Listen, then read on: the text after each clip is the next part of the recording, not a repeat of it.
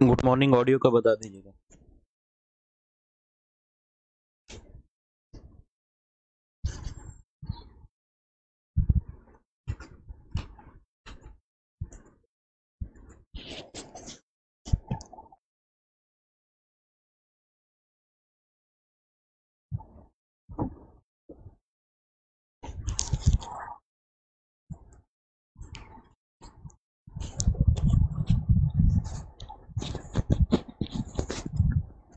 Good morning bullet flow जी।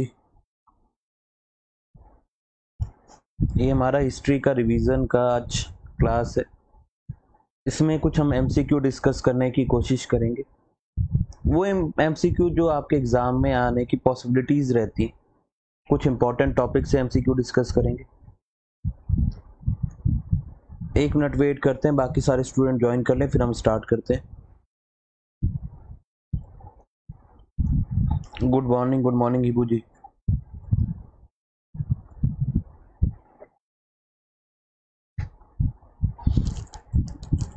चलिए start करते हैं without wasting any further time.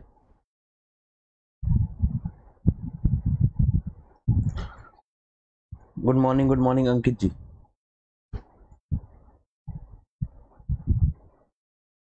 मेरा नाम है पवन कंबोज। ये है डिटेल्स। अगर आपको नॉर्थ ईस्ट पीएससी कांटेक्ट करना है ऑनलाइन ईटानगर ऑफिस या नाहरलगुन ऑफिस, तो ये नंबर है जहां से आप कांटेक्ट कर सकते हैं। हिस्ट्री का कंप्लीट रिवीजन कैसे पॉसिबल है जी, बताइए। आप चाहते हैं कि जो हिस्ट्री 40 लेक्चर की है उसका रिवीजन 1 घंटे 2 घंटे में हो जाए? नहीं हो पाएगा जी। एमसीक्यू है। इनमें से कौन सी फ्रेंच सेटलमेंट नहीं है? तो इंपॉर्टेंट एमसीक्यू डिस्कस कर रहे हैं। Which one of the following is not a French settlement in India? और एमसीक्यू के डिस्कशन से ही हम लोग कोशिश करेंगे कि इंपॉर्टेंट पॉइंट को डिस्कस कर सके। तो आज प्राइमरली फोकस है मॉडर्न इंडिया पे। ये याद रखिएगा, मॉडर्न इंडिया से क्या क्या इंपॉर्टेंट सवाल आते। पहला तो सेटलमेंट से ऊपर ही सवाल आ जाता है। दूसरा, रिफॉर्मर्स के ऊपर सवाल पूछे जा रहे हैं। तीसरा, voice Roy and governor general के ऊपर सवाल पूछे जाते हैं।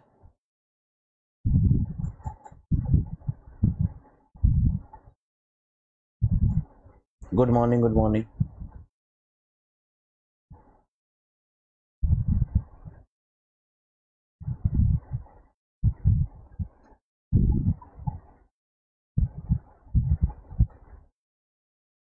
सो आप लोगों ने बोला है पहले क्वेश्चन का आंसर क्या है? डी।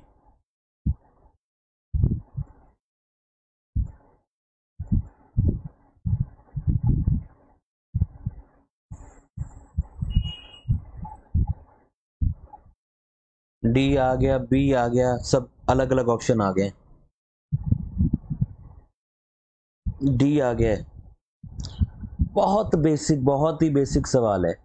एक मेरे को बात बताइए, पोर्टुगीज इंडिया से गए बाद में पोर्टुगीज के कंट्रोल में कौन सा इलाका था? पोर्टुगीज की कंट्रोल में कौन सा इलाका था, पहले आप ये बता दीजिए, फिर उसके बाद मैं इस क्वेश्चन के आंसर को जवाब दूंगा।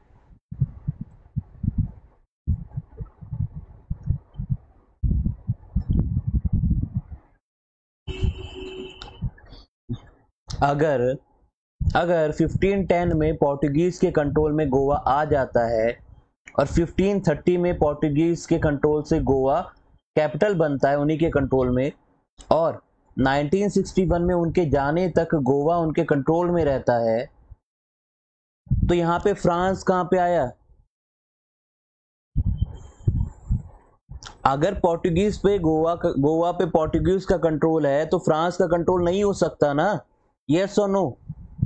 सबको पता है कि हाँ जी पोर्टुगीज का गोवा पे कंट्रोल है, पर ये नहीं समझ में आ रहा कि अगर पोर्टुगीज गोवा में कंट्रोल करके बैठा है लगातार लंबे टाइम पीरियड तक, किसी और को जाने नहीं दिया, उसकी कैपिटल है लास्ट तक वहीं पे है, तो बी डी कैसे पॉसिबल है? लॉजिकली सोचिए,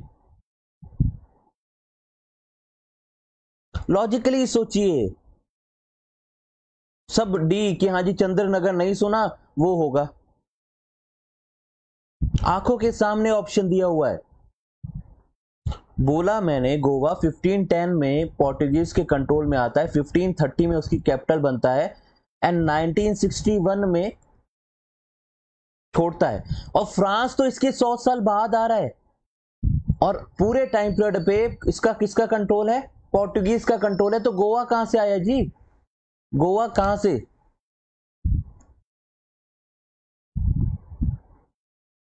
क्लियर है सबको? यस और नो बताएं। खाली आंसर मार्क नहीं करना होता है, 2 मिनट सोचना भी होता है। सब आप लोग आंसर दे रहे कि हाँ जी गोवा पोर्टुगीज का, लेकिन मैंने पूछ लिया इनमें से फ्रेंच सेटलमेंट कौन सा नहीं है, तो सबने डी बी सब कर दिया, एक भी बच्चे ने गोवा नहीं बोला। Good morning, good morning.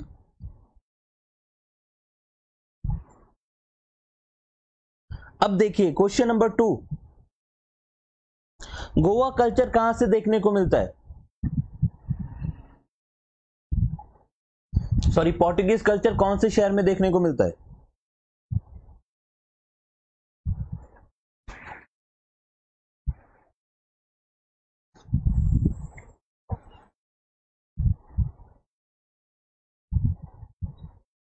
इनमें से कहां पे पोर्टुगीज कल्चर देखने को मिलता है?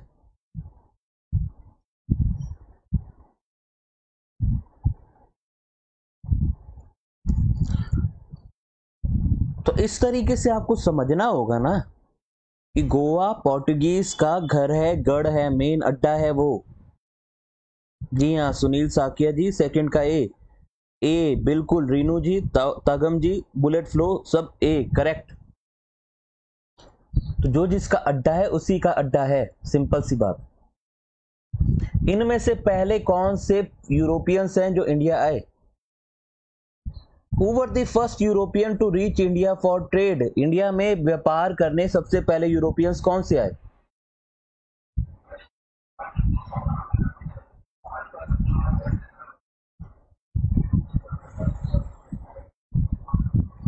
So first European to reach India for trade, third का आंसर पोर्टुगीज।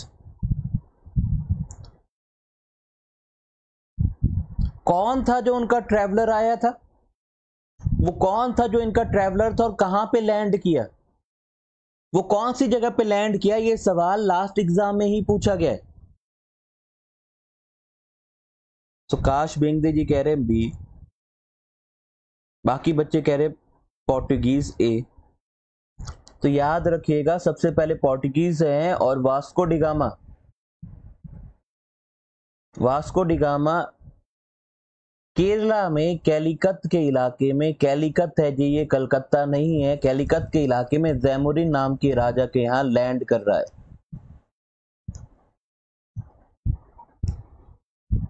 रुमते जी, हाँ जी, गोवा, गोवा रिट्रैक कर लीजिए, बिल्कुल गोवा रिट्रैक कर लीजिए। कोची नहीं है, कैलिकत है उसको, कैलिकत है जी, कैलिकत। क्या है जी? कैलिकत है नाम, ठीक है जी। बेसिक फैक्ट है, गलत नहीं करना है। कैलिकट को कोजी कोडे कहते हैं आज की डेट में, केरला में है ये। लास्ट टाइम भी जब एग्जाम आया बच्चों ने गोवा मार्क करके आए थे, मैंने जब आपको बताया, अभी बताया थोड़ी देर पहले कि गोवा तक तो 1510 तक पहुंचे ही नहीं थे, उससे पहले जब आए थे कैलिकट के इलाके में, कन्नूर के इलाके में, इन सब इलाकों में ये लोग विजिट करते हैं। तो कैलिकट के इलाके में जैमुरिन नाम के राजा से मिलते हैं पहली बार, पर इन दोनों के बीच में कोई ट्रीटी नहीं हो पाती, कोई नेगोशिएशन नहीं हो पाती, क्योंकि जैमुरिन के लिए जो गिफ्ट लेके आए थे Vasco da Gama, he doesn't like it, he wanted more. इसको गुची पराठा कुछ चाहिए होगा, तो उसको ये पसंद नहीं आया।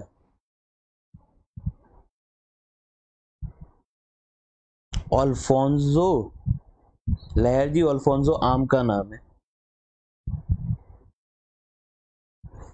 बात करते हैं अभी कौन कैप्चर किया।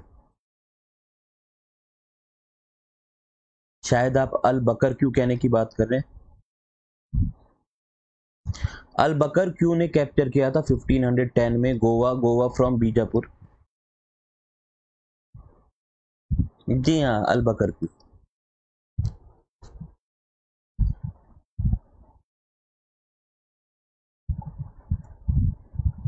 चलिए अगले सवाल पे मूव करते हैं। कोई नहीं, स्पेलिंग याद नहीं है, लेकिन इतना ही याद रहे, इतना ही इनफ है, क्योंकि आपके ऑप्शंस आएंगे तो आपको कौन सा डायरेक्ट आंसर लिखना है, ऑप्शन से आपका काम हो जाएगा। आप उसको अल्फोंसो याद रखो, अमरूद याद रखो, पर मार्क अल बकर क्यों करके आना,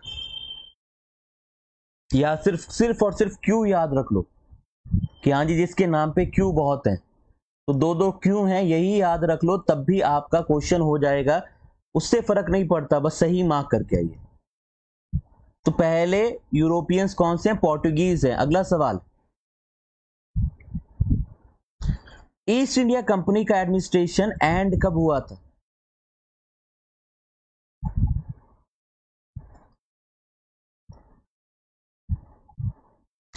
When did the administration of East India Company ended?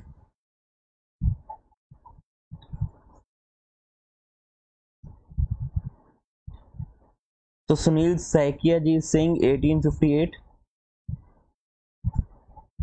Jully डिकोजा 1858, लहर 1857, अनीता जी 1858, कालिक जी कह रहे हैं बी, तगम जी कह रहे हैं बी, लहर जी भी 1858 पे आ गए हैं।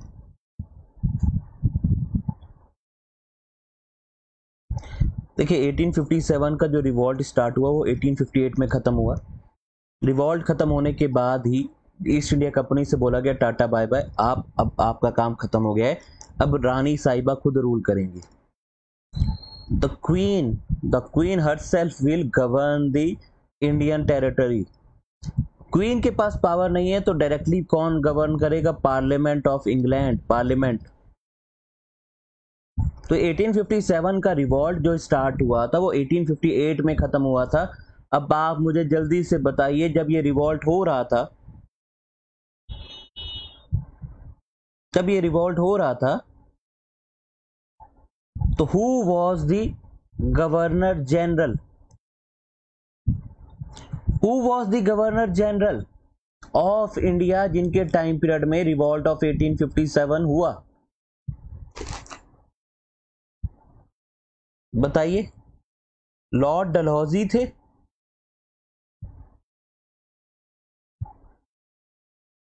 बेंटिक थे,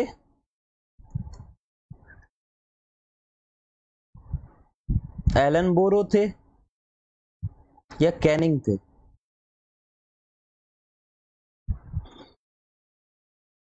सो पूजा जी कह रही हैं डलहौजी, तिलक जी कह रहे हैं कैनिंग,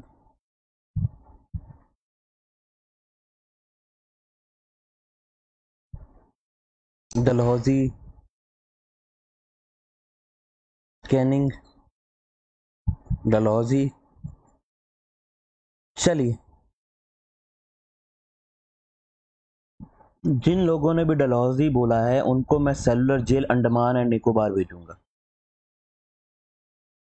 1848 में डलहौजी आता है, 1856 में डलहौजी चला जाता है।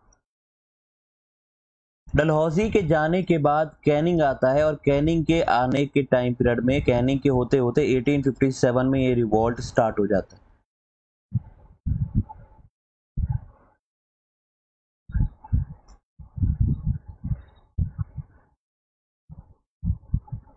बेंटिक तो और पहले है जी, बेंगिया जी, बेंटिक तो 20 साल का फर्क है।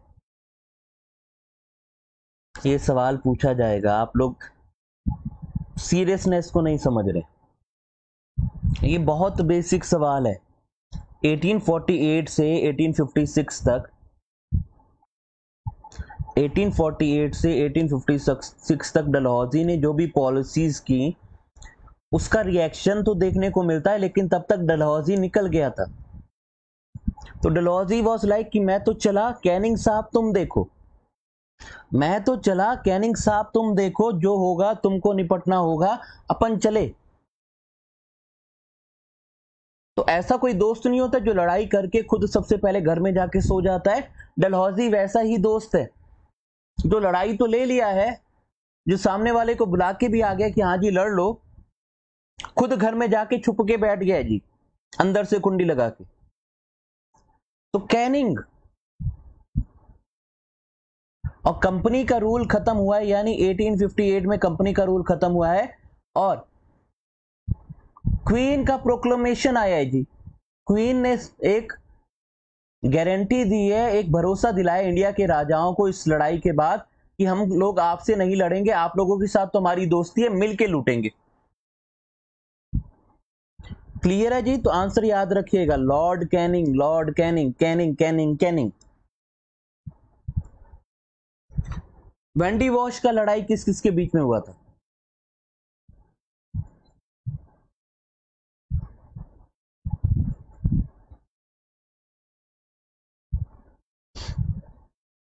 वेंडी वॉश की लड़ाई किस किस के बीच में हुई थी? बताइए, सिमी जी, लहर जी, पूजा जी।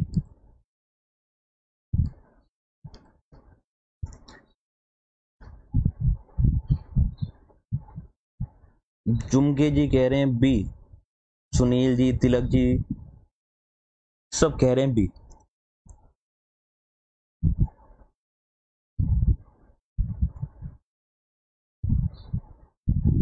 गुड मॉर्निंग बेटा जी। तो यहां पे लगभग सबने बी बोला है। देखिए कुछ इंपॉर्टेंट बैटल्स हैं जो याद रखिएगा। 1757 का बैटल ऑफ प्लासी, कौन जीता कौन हारा?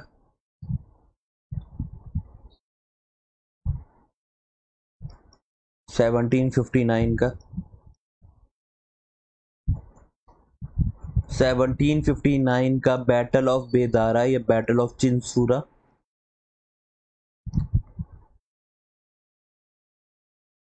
बैटल ऑफ बेदारा या बैटल ऑफ चिंसूरा? 1760 का बैटल ऑफ वेंडी वॉश?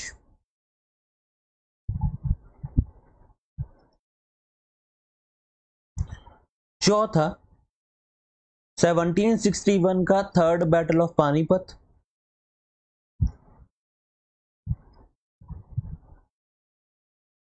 1764 का बैटल ऑफ बक्सर?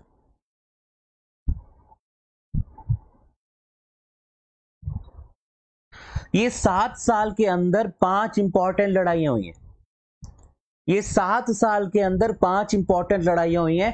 तो इनके बारे में आपको सबको पता होना चाहिए, कौन कौन पार्टीज थी, कौन जीता कौन हारा, कौन कौन विनर विनर चिकन डिनर बना और कौन लूजर बना। तो ये सारी चीजें पता होनी चाहिए। तो बैटल ऑफ वेंडी वॉश हुआ है इंग्लैंड एंड फ्रांस के बीच में। ये उनके 7 ईयर वॉर का एक्सटेंशन था, जो दुनिया भर के लेवल पे उनकी लड़ाई चल रही थी। 1756 से 63 तक दुनिया भर के अलग अलग कोनों में वो लड़ रहे थे। तो इंडिया में भी लड़ रहे थे वो लोग, इंडिया में भी लड़ रहे थे, जिसको कर्नाटिक वॉर कहते हैं। तो कर्नाटिक वॉर में, इस लड़ाई में फ्रांस और इंग्लैंड एक दूसरे के सामने थे, कुछ इंडियन लोकल प्लेयर्स भी थे और इसमें जीता इंग्लैंड।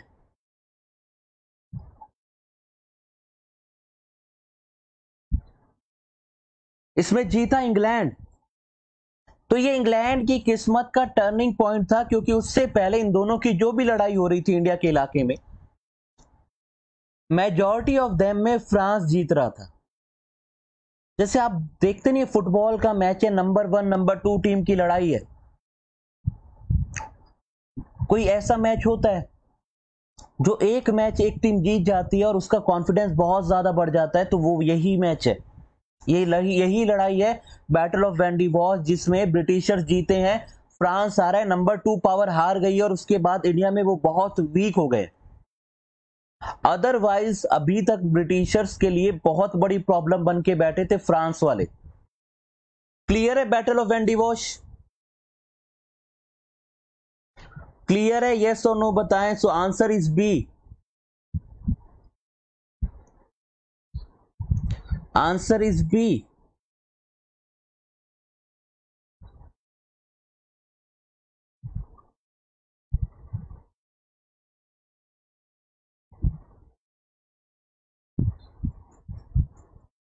अब आप लोग बताइए मुझे, मैं आगे क्वेश्चन डिस्कस करूं या ये सारे वॉर्स के बारे में बताऊं, क्योंकि ये रिवीजन क्लास है। अगर मेजॉरिटी ऑफ देम को इन सारे वॉर्स में क्लियरिटी है तो मैं आगे डिस्कस करता हूं, अगला क्वेश्चन डिस्कस करता हूं। अदरवाइज मैं कुछ इंपॉर्टेंट बैटल्स के बारे में आपको बताता हूं। क्वेश्चंस, चलिए ठीक है क्वेश्चंस। तो लहर जी बता दीजिए बैटल ऑफ बेदारा किस किस के बीच में हुआ है, यही क्वेश्चन है अगला। बैटल ऑफ बेदारा या बैटल ऑफ चिंसुरा किस किस के बीच में हुआ और कौन जीता है, यही अगला क्वेश्चन है।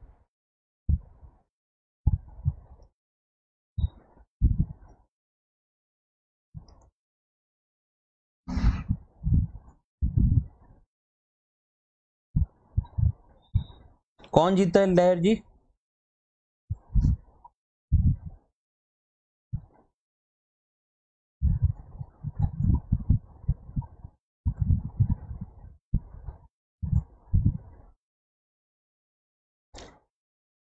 तो battle of Bedara, battle of Chinsurah, ये भी बंगाल के इलाके में था और एक्चुअली में मीर जाफर ने मदद मांगी थी डच से। मीर जाफर ने डच से मदद मांगी थी और इसकी वजह से Dutch versus east India company की जो लड़ाई हुई थी, इस लड़ाई में ईस्ट इंडिया कंपनी जीत गई थी और डच को इंडिया वाली टेरिटरी को छोड़ के जाना पड़ा था। They have to end up their territories.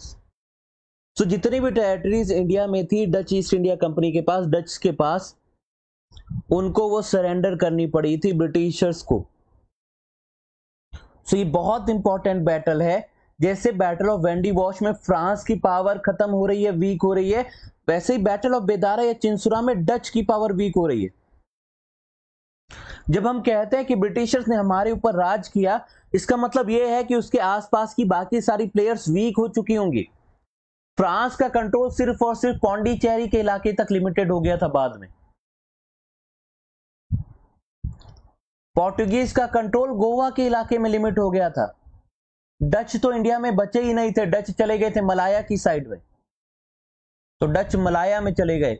इसीलिए तो आप देखेंगे मेजॉरिटी ऑफ एरिया में इंडिया में किसका राज था, या तो ब्रिटिश सरकार का राज था या फिर इंडिया के खुद के राजा रजवाड़े राज कर रहे थे। क्योंकि 1857 की लड़ाई के बाद ब्रिटिशर्स को यह समझ में आया कि इंडिया के राजाओं के साथ लड़ेंगे तो उनका नुकसान होगा, इसलिए 1858 के बाद उन्होंने किसी भी राजा से उसकी जगह छीनने की कोशिश नहीं की।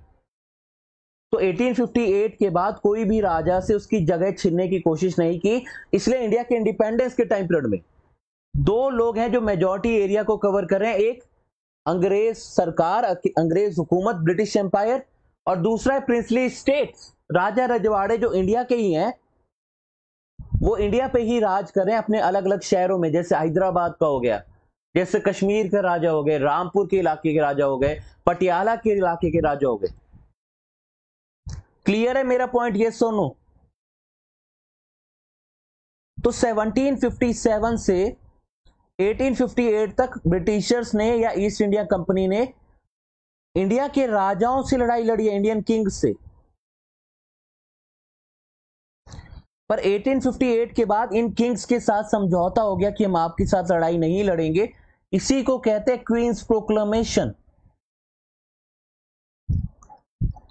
कि रानी ये प्रोक्लेम कर रही है कि हम आपके साथ नहीं लड़ेंगे, मिलके लड़ाई लड़ेंगे। लड़ाई इन द सेंस मिलके इंडियंस पे राज करेंगे। तभी आप देखेंगे जब 1947 में इंडिया और पाकिस्तान दो अलग अलग कंट्री बनते हैं, तो पटेल जी, सरदार पटेल जी बहुत सारी प्रिंसिपलिटीज को, प्रिंसली स्टेट्स को इंडिया में मिलाते हैं। अराउंड 550 प्लस के अराउंड थी। ये जितने भी थे, कश्मीर वगैरह, कश्मीर बोलता था हमको आजाद रहना है, लेकिन कश्मीर बाद में इंडिया में आया। हैदराबाद कहता था हमको आजाद रहना है। ऐसे ही 549 550 के अराउंड और बहुत सारे प्रिंसली स्टेट थे जिन्होंने इंडिपेंडेंस से पहले ही ये अनाउंस कर दिया था, पटेल साहब से बात करके, नेगोशिएशन करके, कि हम इंडिया में रहेंगे।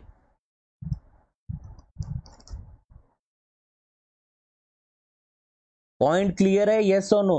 सो 1857 से 1757 से 1858 तक किसका रूल है? ईस्ट इंडिया कंपनी का रूल है। उसके बाद क्वीन का रूल है, लेकिन क्वीन नाम की क्वीन है, सिर्फ ठप्पा क्वीन है, पावर वहां की पार्लियामेंट के पास है। और ये इंग्लैंड में कब हुआ था? 1688 के ब्लडलेस रेवोल्यूशन में, जिसको ग्लोरियस रेवोल्यूशन भी कहते हैं।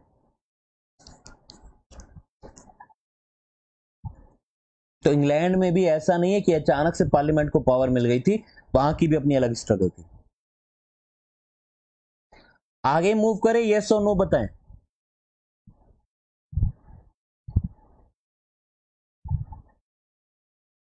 अगला सवाल मैं आप लोगों से पूछूंगा, थर्ड बैटल ऑफ पानीपत किस किस के बीच में हुआ था? सेशन को लाइक करते रहिएगा जी। जो मैं समझा रहा हूं ध्यान से अगर आप समझेंगे, इसी नॉलेज के बेसिस पे आप बहुत सारे सवाल सही कर लेंगे।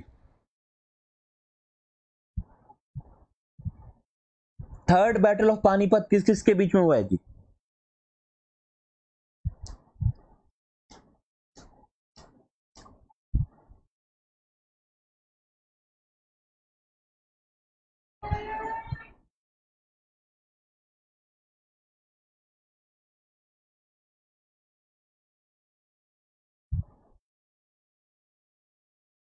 तो थर्ड बैटल ऑफ पानीपत देखिए, नादिर शाह का जनरल हुआ करता था। जब नादिर शाह आया था, कोहिनूर वगैरह लूट के ले गया था, अफगान था नादिर शाह।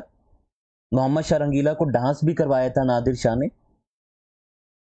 तो मोहम्मद शाह रंगीला से पीकॉक थ्रोन और ये सब लूट के ले जाने वाला था नादिर शाह, और उसी का एक जनरल था अहमद शाह अब्दाली। नादिर शाह के जाने के बाद, मरने के बाद, अहमद शाह अब्दाली इंडिया में आता रहा, लूटपाट करता रहा। तो यही अहमद शाह अब्दाली आ रहा है और ये दिल्ली पे कब्जा करने आ रहा है। उस टाइम दिल्ली पे कंट्रोल मुगलों का था, पर मुगल इतने ज्यादा वीक थे कि मुगलों की एक तरीके से फ्रेंडशिप ट्रीटी हो रखी थी मराठास के साथ कि आप हमको प्रोटेक्ट करो, उसके बदले में आप चौथ एंड सरदेश मुखी हमारे आसपास के इलाके से कलेक्ट कर सकते हो। इसलिए मराठास के साथ एक डिफेंस ट्रीटी हो रखी थी। तो जैसे ही पता चला कि अहमद शाह अब्दाली आ रहे हैं, मराठास आए। इन दोनों के बीच में जो लड़ाई हुई उसको कहते हैं 1761 का थर्ड बैटल ऑफ पानीपत। इसके ऊपर एक मूवी भी बनी थी और ये सवाल भी पूछा गया था आपके एपीएसएसबी के पुराने सवालों में। उस टाइम ये मूवी आई ही थी कि ये सवाल पूछा गया था कि जो अभी रिसेंटली रिलीज मूवी है पानीपत, वो कौन से बैटल ऑफ पानीपत के ऊपर बनी हुई है। लिटरली ये सवाल पूछा गया था, जो अभी मूवी आई है पानीपत, वो कौन से बैटल ऑफ पानीपत के ऊपर बनी हुई है? और आपका आंसर था थर्ड बैटल ऑफ पानीपत। इस पानीपत की मूवी में इस सदी के बेस्ट एक्टर, बेस्ट बेस्ट एकदम expression king actor Arjun Kapoor ने एक्टिंग की है।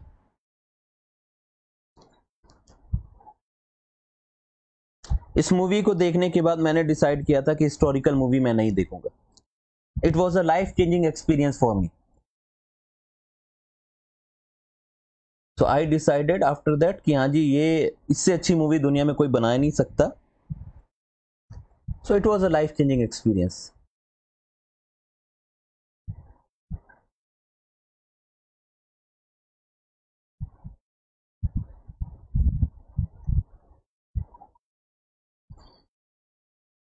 चलिए अगले सवाल पे मूव करते हैं। तो 1761 का बैटल याद रखिएगा।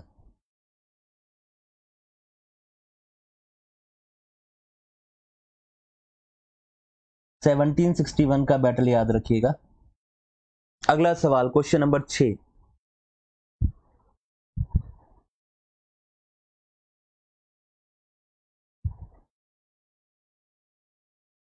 क्वेश्चन नंबर 6 का आंसर बताइए।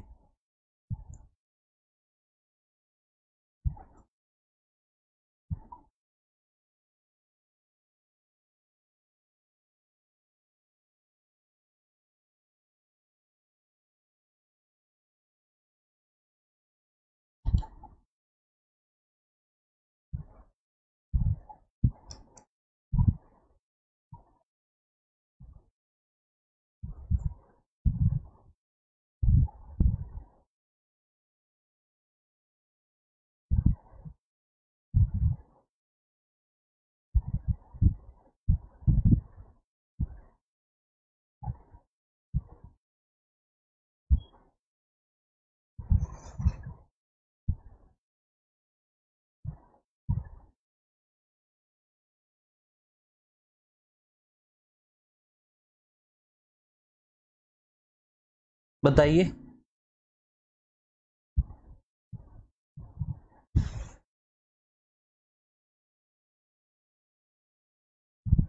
600, 600, 1612, 1662। पूजा जी कह रही हैं 1612। पूजा जी 1600 भी बोल चुकी हैं। 1600, 1612। डेट याद नहीं है सो तुक्का है जी। तुक्का भी मारिए, पर मेरे को एक चीज बताइए। मेरे को सिर्फ इतना बता दीजिएगा कि English east India company India में कब लैंड करती है। व्हेन डिड इट लैंडेड, ये बता दीजिएगा मुझे। 1600 को हिबू जी ईस्ट इंडिया कंपनी बना था। आने में तो उनको बड़ा टाइम लग गया था, 8 साल का टाइम पीरियड तो आने आने में लग गया था। थॉमस रो और ये सारी चीजें लोग तो खुश करने की कोशिश कर रहे थे। अरे 1600 में कंपनी बना है, वहां बना इंग्लैंड में, 1608 में इंडिया में आया है। उसके बाद तो परमिशन लेने की कोशिश करेंगे, परमिशन लेने की कोशिश करेंगे। 1612 1615 में परमिशन करने लेने की कोशिश करेंगे। अभी तक तो इंग्लिश कोई प्लेयर ही नहीं है, 1612 में कोई प्लेयर ही नहीं है, उससे पहले पॉसिबल ही नहीं है। ऑप्शन एलिमिनेट करिए, सीधे एलिमिनेट करिए। आते ही ऐसा नहीं है, 4 साल का टाइम पीरियड आपको लग रहा है, वो पावर ही नहीं है, वो प्लेयर ही नहीं है। 1608 में लैंड कर रहा है। उसके बाद जहांगीर को खुश करने की कोशिश की जा रही है 1612 में। परमिशन मांगी जा रही कि फैक्ट्री लगानी है हमको। अभी मां ये सोचिए, एक फैक्ट्री लगाने की परमिशन मांग रहे हैं वो राजा से, क्या वो बॉम्बे पे कब्जा कर लेंगे? लॉजिकली आप लॉजिक लगा रहे हैं, लेकिन 1600 में जिन्होंने भी आंसर दिया, ये 1612 दिया, आप ये सोचिए भी तो, पहली फैक्ट्री कब स्टैब्लिश हुई है ब्रिटिशर्स की?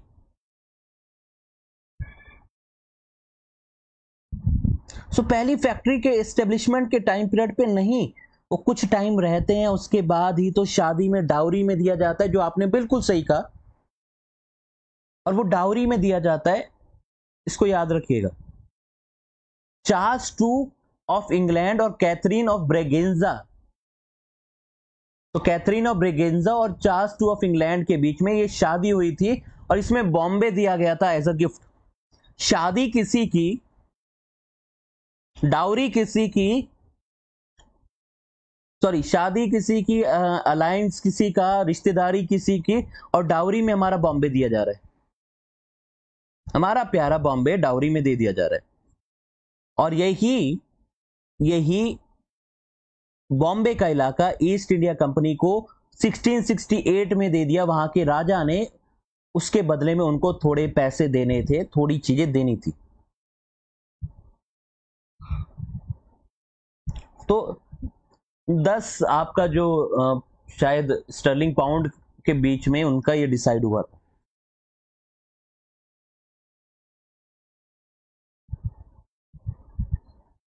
हाँ जी, कॉन्सेप्ट में थोड़ा इशू है, और बहुतों के कॉन्सेप्ट में इशू है, क्योंकि आप लोग बहुत ज्यादा पढ़ने की कोशिश कर रहे हैं, लेकिन जो बेसिक है उसको नहीं पढ़ने की कोशिश कर रहे।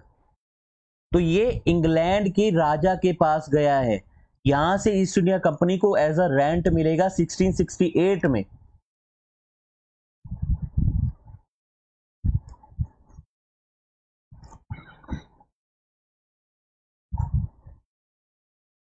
तो अगले सवाल पे मूव करते हैं।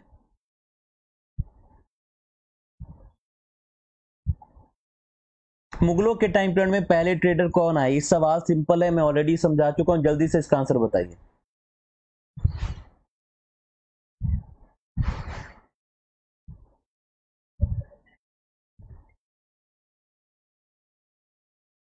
मुगलों के टाइम पीरियड में पहला ट्रेडर कौन आया?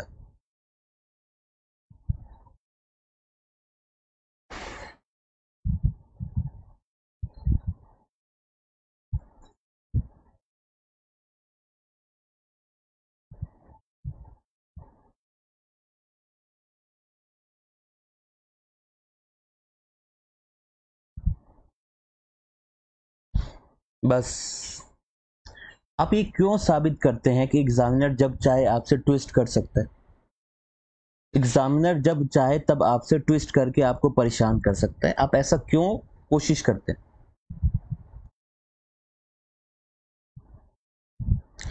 मुगलों के टाइम पीरियड कब स्टार्ट हुए? 1526,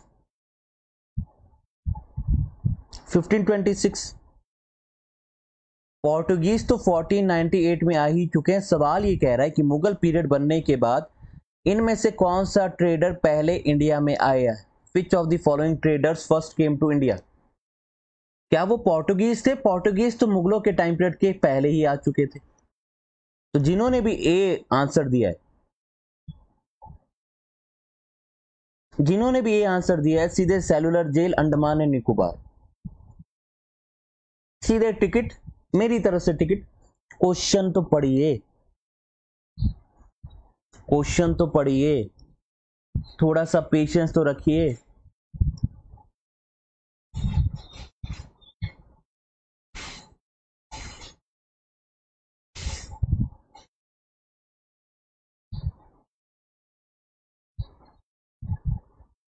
आंसर इज सी, डच आए।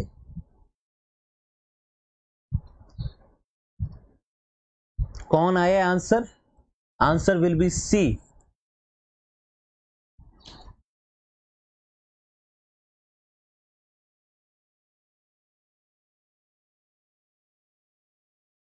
सो डच पहले आए हैं। डच 1602 में फॉर्म हो गई थी।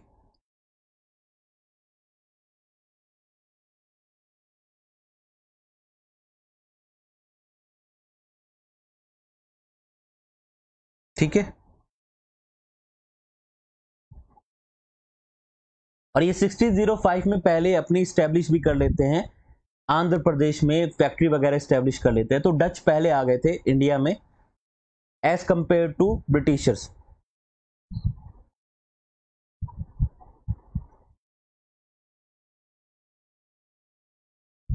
एज एन इंडिविजुअल ट्रेडर की बात करेंगे तो रैल्फ फिच नाम का ट्रेडर, एक सिंगल ट्रेडर भी आया था during the time period of Akbar, जो कि एक ब्रिटिश ट्रेडर था। पर वो सिंगल ट्रेडर है, वो as a group of trader नहीं है, उसका नाम है रैल्फ फिच। तो अगर सिंगल ट्रेडर के रूप में पूछा जाए तो कौन आया था अकबर के टाइम पीरियड में, तो याद रखिएगा रैल्फ फिच आया था, रैल्फ फिच।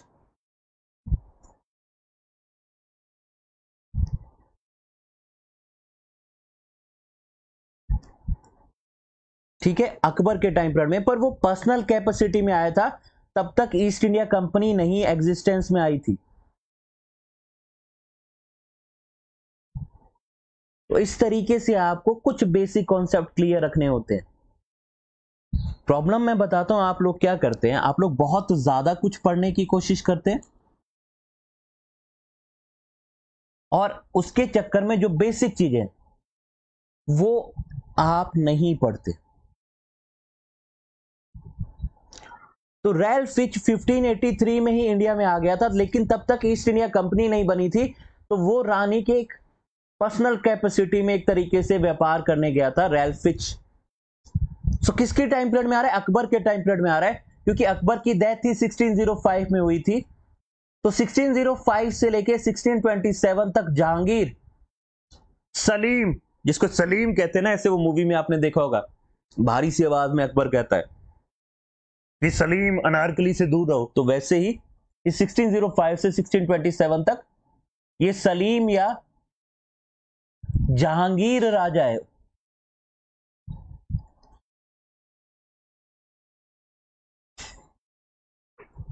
अगले सवाल पे मूव करते हैं। वास्को डिगामा इंडिया कब आया है जी?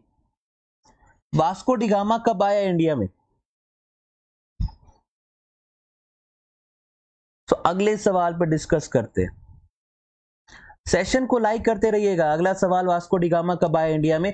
बेसिक कॉन्सेप्ट क्लियर रखिए, मैं फिर से बता रहा हूं। आने का ऑर्डर है PDEDF, Portuguese, Dutch, English, Danes, France, ये आने का ऑर्डर है, याद रखिएगा। और सबसे लास्ट में जाने वाले पोर्टुगीज हैं, उसके बाद जाने वाले फ्रांस हैं, ब्रिटिशर्स उसके। तो यानी ये देखिए, पोर्टुगीज गए 1961 में, फ्रांस वाले 1954 में, ब्रिटिशर्स 1947 में, डच का तो टाटा बाय बाय और डेन्स का पहले ही हो गया था अर्ली। तो ये आने का ऑर्डर है, ये जाने का ऑर्डर है, याद रखिएगा। तोको जी 1948 लाहौल बिल्ला कुवत, ये क्या है? टाइपिंग एरर है। 1948 आजादी के 1 साल बाद, टाइपिंग एरर 1498। ठीक है, करेक्ट आंसर इज 1498, जो कि बाकी सब लोगों ने दिया है। बाकी लोग भी पार्टिसिपेट करें। वास्को ड गामा आया केप ऑफ गुड होप के थ्रू, इंडियन कुछ उसको पायलट मिल गए जिसके थ्रू वो पहुंचा कैलिकट में। कैलिकट जिसको कोझिकोडे कहते हैं केरला के इलाके में। जैमोरिन था राजा, इसके साथ ट्रीटी करने आया था लेकिन ट्रीटी नहीं कर पाया। तो the correct answer is a. अब मेरा एक सप्लीमेंट्री सवाल है, जब वास्को डिगामा आ रहा है उस टाइम पीरियड में दिल्ली के ऊपर कौन सी डायनेस्टी रूल कर रही है?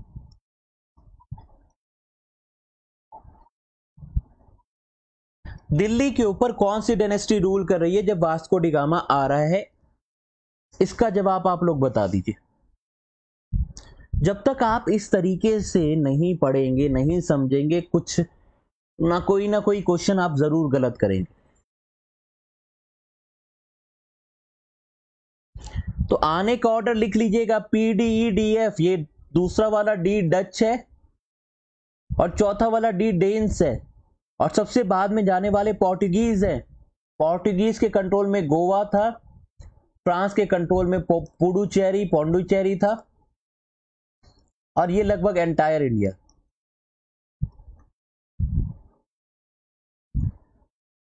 तो गुमसिंह जी कह रहे हैं मुगल डायनेस्टी। बाकी लोग बताएं। मुगल्स,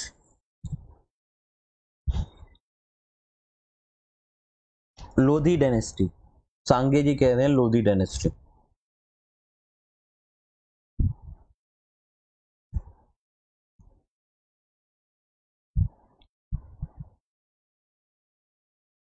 बाकी लोग भी बताएं। Lodi dynasty, Mughal dynasty. देखिए, दिल्ली सल्तनत की डायनेस्टीज को याद रखने की ट्रिक है, सब खेलो टेनिस,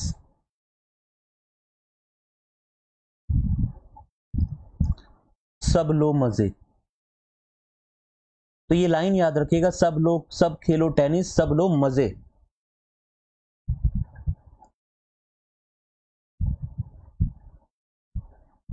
इसका मतलब क्या है?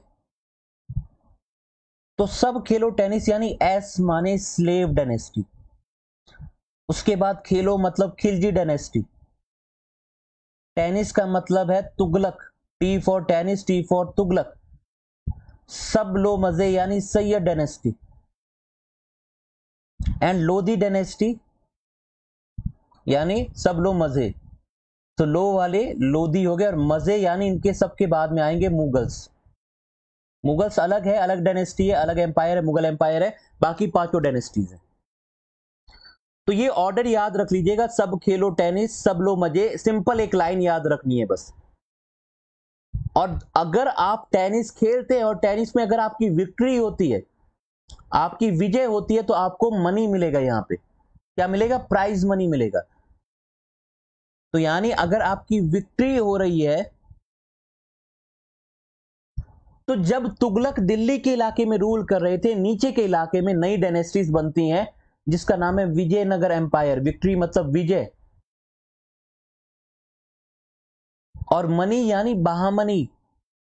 तो ये दोनों एम्पायर तुगलक डायनेस्टी के टाइम पीरियड में बनती है, ये काफी लंबे टाइम तक रूल करती है। सो अब मैं अपने बेसिक सवाल पे जाता हूं। देखिए, दिल्ली सल्तनत की अलग अलग डायनेस्टी, जो पांचों डायनेस्टी मैंने बताई है, सब खेलो टेनिस, सब लो मजे, लोधी तक, ये 1206 से लेके 1526 तक रूल कर रही थी। 1206 से लेके 1526 तक रूल कर रही थी। और अगर वास्को डिगामा 1498 में आ रहा है तो यानी दिल्ली सल्तनत की ही कोई डायनेस्टी होगी, यस और नो। तो जिन लोगों ने भी मुगल बोला है, cellular jail, Andaman Nicobar, ticket लीजिए।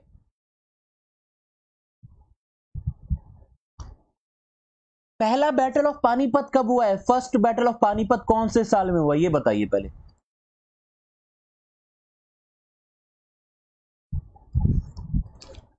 फर्स्ट बैटल ऑफ पानीपत कहां हुआ है, कब हुआ है?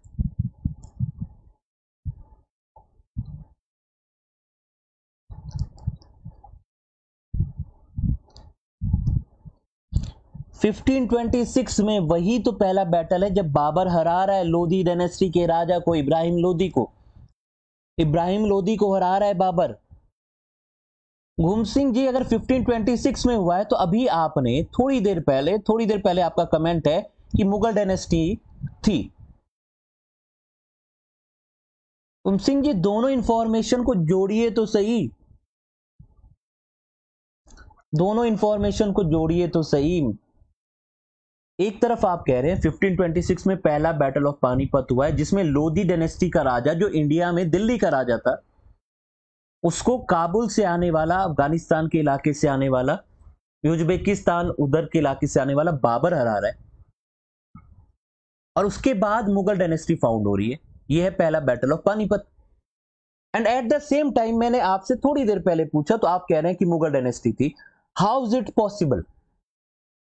जब पानीपत की पहली लड़ाई होगी तभी तो मुगल डायनेस्टी स्टैब्लिश होगी ना, तभी तो लोधी डायनेस्टी जाएगी ना, तभी तो बाबर आएगा।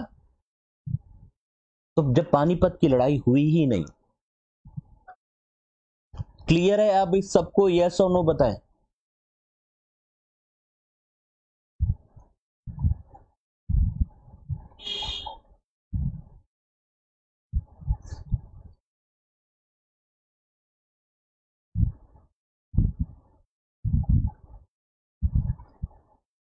इंफॉर्मेशन दोनों जोड़िए तो सही दिमाग में।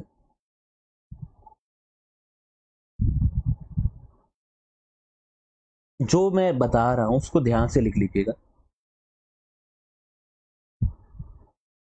1206 से लेके 1526 तक दिल्ली सल्तनत है।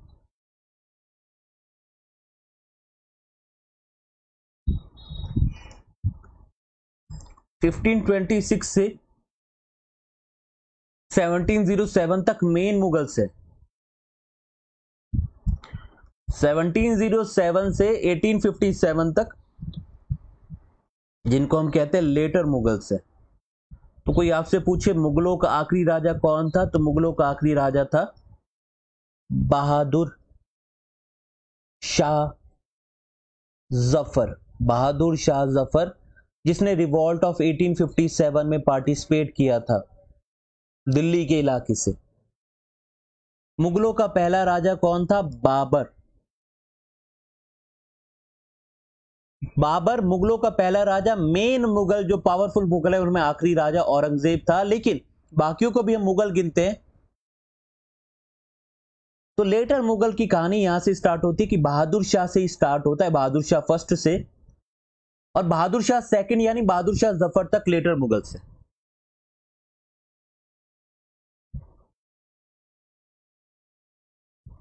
तो जो ऊपर मैंने लिखा है वो लिख लीजिए, काम आएगा आपके। एक और सवाल मैं आपसे पूछना चाहूंगा, सेकंड बैटल ऑफ पानीपत कब हुआ? पहला बैटल ऑफ पानीपत मैंने बता दिया, बाबर जीता है 1526 में।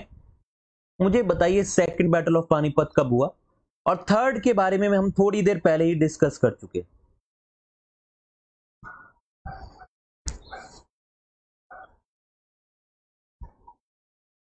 बताइए सेकंड बैटल ऑफ पानीपत कौन से साल में हुआ? जुमगे जी कह रहे हैं 1556 में। थापा जी भी कह रहे हैं 1556।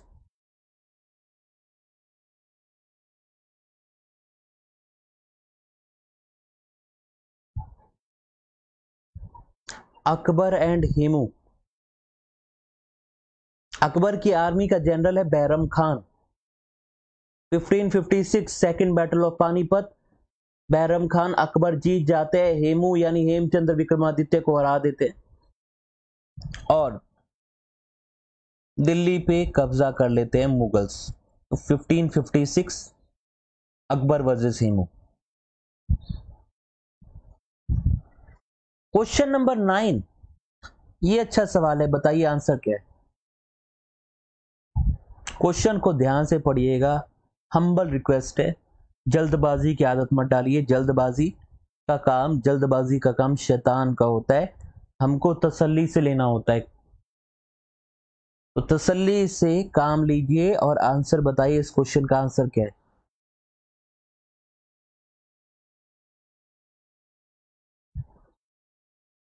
कोई जल्दबाजी करने की जरूरत नहीं है, क्वेश्चन को 2 बार 3 बार पढ़िए, एक सिंपल सी हैबिट डेवलप करिए और ये हमेशा आपके काम आएगी। हर क्वेश्चन को मिनिमम ट्वाइस पढ़ना होता है। हाँ जी, अकबर बच्चा था, बैरम खान ही लड़ाई लड़ता है। बच्चा इतना भी बच्चा नहीं था, अकबर की उम्र रही होगी उस टाइम के आसपास 13 से 14 साल। 13 से 14 साल की उम्र में कलनूर में उसको बैरम खान राजा बनाता है और उसके बाद वो लड़ने आते हैं कलनूर पंजाब के इलाके। शुरुआत के 4 साल बैरम खान ही सारी चीजें मैनेज करता है। इस क्वेश्चन का आंसर क्या है। सेशन को एक बार लाइक जरूर कर दीजिएगा सबके सब।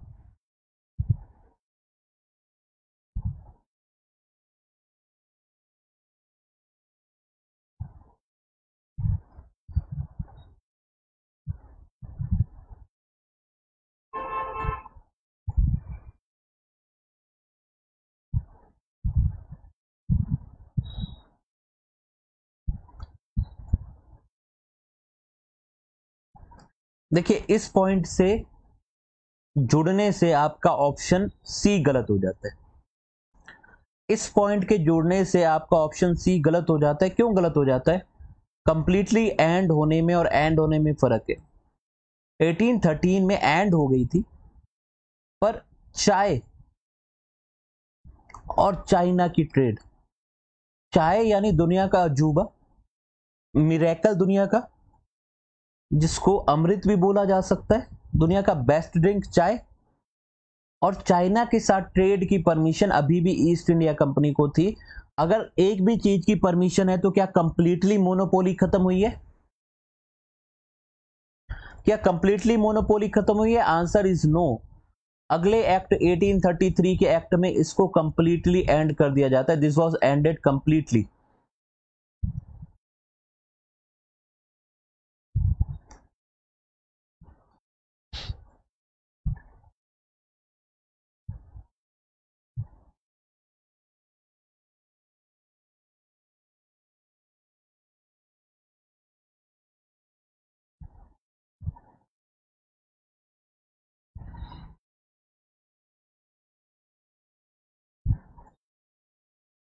ठीक है जी, तो याद रखिएगा द टाइम पीरियड 1813 में एंड हुई है, लेकिन कंप्लीटली एंड नहीं हुई है। कंप्लीटली एंड हुई है 1833 में। इज इट क्लियर और नॉट।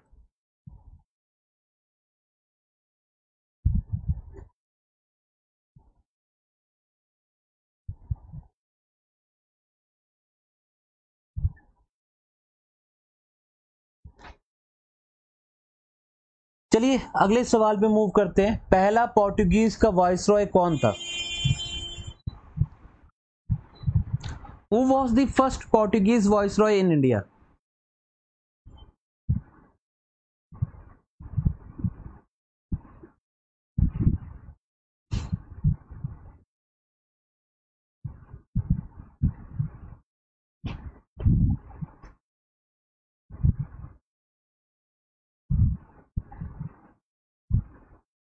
सो अल्मेडा आ गया आंसर, अल्मेडा। हिबू जी कह रहे अलबकर क्यू। सुनील जी कह रहे अल्मेडा।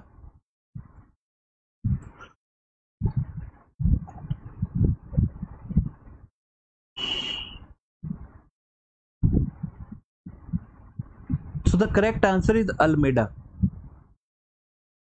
अल्मेडा पहला वॉइसरॉय था। देखिए वास्को डी गामा आया, उसने रास्ता ढूंढा, लेकिन क्योंकि उसको जो गोल दिया गया था वो गोल में सक्सेसफुल नहीं हो पाया, इसलिए पहला गवर्नर या वॉइसरॉय की बनाने की जब बारी आई तो अल्मेडा को बना दिया गया, वास्को डी गामा को साइडलाइन करके। वास्को डी गामा को बहुत बाद में जाके गवर्नर या वॉइसरॉय बनाया गया है 1524 के आसपास में, और वास्को डी गामा इंडिया में 3 बार आता है, ये याद रखिएगा।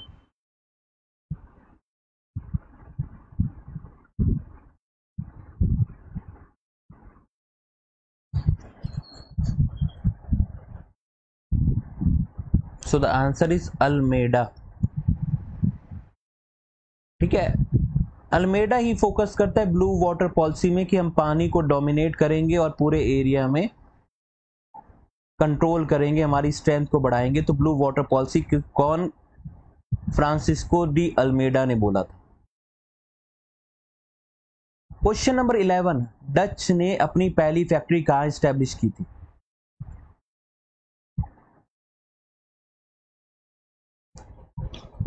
डच ईस्ट इंडिया कंपनी की पहली फैक्ट्री कहां एस्टेब्लिश हुई है जी, बताइए।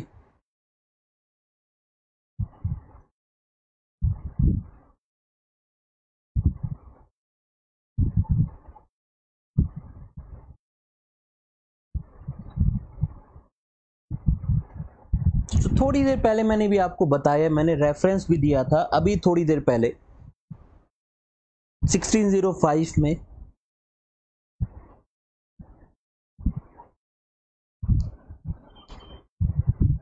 1605 में मसूलीपट्टनम। सो the correct answer is Masulipatnam, ये आपको पता होना चाहिए। चलिए अगले सवाल पे मूव करते हैं। तो किसने एक पहली फैक्ट्री कहां एस्टेब्लिश की, ये याद रखिएगा। ब्रिटिशर्स एंड फ्रेंच दोनों की सूरत में है, इतना आपको याद होना चाहिए। तो याद रखने का तरीका क्या है, दोनों दुश्मनों की कहां है, ब्रिटिशर्स एंड फ्रेंच की कहां है, दोनों की सूरत में। अगले सवाल की तरफ मूव करते हैं। 1611 में कहां पे फैक्ट्री स्टैब्लिश करने की परमिशन मिली है ब्रिटिशर्स को?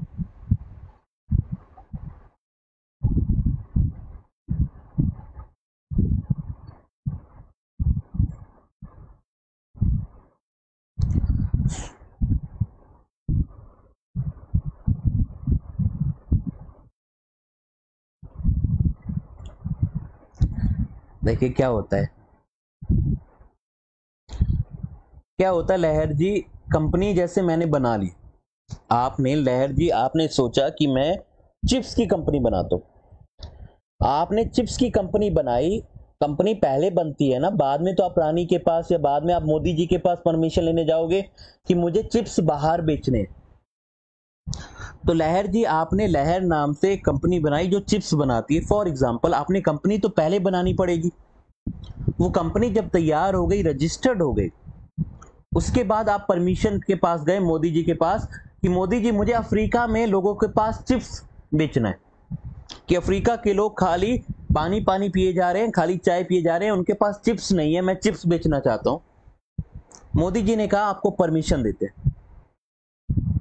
तो एक होता है जब आपको परमिशन मिली और एक होता है जब आपने फॉर्मेशन हुआ कंपनी का। तो रानी से चार्टर मिल रहा है, परमिशन मिल रही है, 15 साल की मोनोपोली मिल रही है।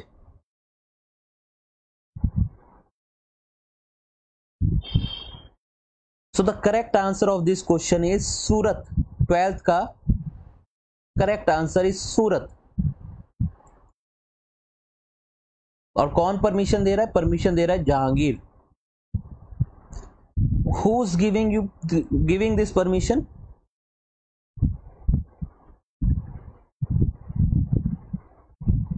जहांगीर।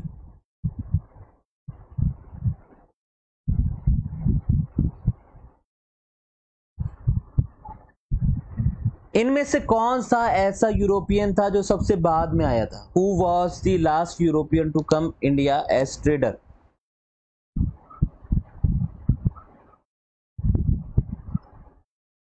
इनमें से आखिरी यूरोपियन कौन था जो इंडिया आया?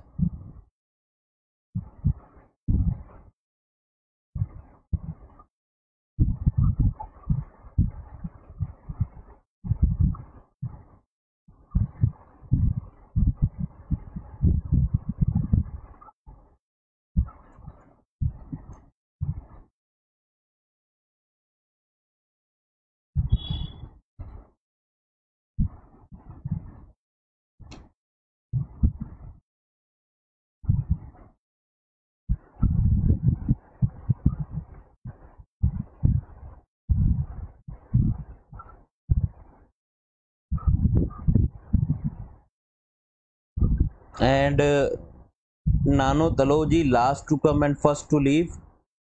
How they were first to leave? No, they were not first to leave. The correct answer is French. They left India in 1954. Portuguese in 1961, 1947.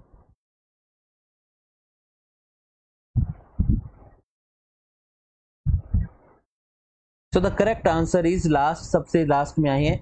1664 में कंपनी बनती है और ये इंडिया आते हैं, काफी बाद में आते हैं। सो the correct answer is French. आने में सबसे बाद में, सबसे देर में आए फ्रेंच।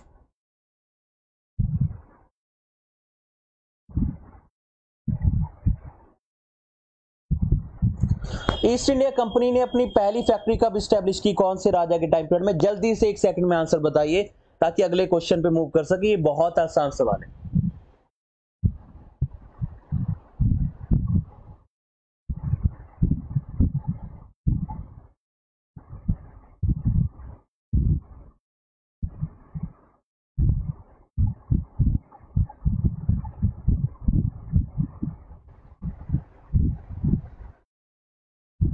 तो याद रखिएगा, जहांगीर बहुत अच्छा पेंटर था। जंजीर अदल स्टैब्लिश किया था इसने, यानी किसी को भी इंसाफ चाहिए सीधे राजा से आ सकता है, मांग सकता है। और इसके टाइम पीरियड में सारा पावर, सारी एडमिनिस्ट्रेशन की ताकत नूरजहां के हाथ में थी।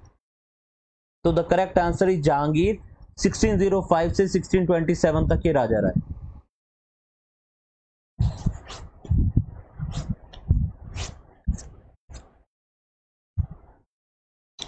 और कालिक जी, ऐसा आपने क्यों कहा कि वो वापस नहीं किए? वहां फ्रेंच कल्चर है, लेकिन वापस तो कर दिया। इंडिया को वापस मिल गया 1954 में। कल्चर वैसा हो गया, ट्रेडिशन वैसा हो गया। नहीं, पौंडीचेरी हमारे पास है, पूरा इंडिया का। वहां पे इलेक्शन होते हैं, सरकार बनती है। किसने कहा पौंडीचेरी फ्रांस के पास से? बाद में किया था 1954 में। अगला सवाल, ये सवाल का जवाब, इस सवाल का जवाब सबने सही देना है, और सबने देना है। जो 140 ऑड लोग देख रहे हैं, मैं ये चाहता हूं कि इसका जवाब आप सब के सब दे। 140 में से कम 50 कमेंट तो आना चाहिए, क्योंकि बाकी लोग तो नेटफ्लिक्स एंड चिल के रूप में क्लास देखता है। तो जो लोग नेटफ्लिक्स एंड चिल के रूप में क्लास देखते हैं, उनसे कोई शिकायत नहीं है मुझे। बाकी लोग आंसर जरूर लिखें।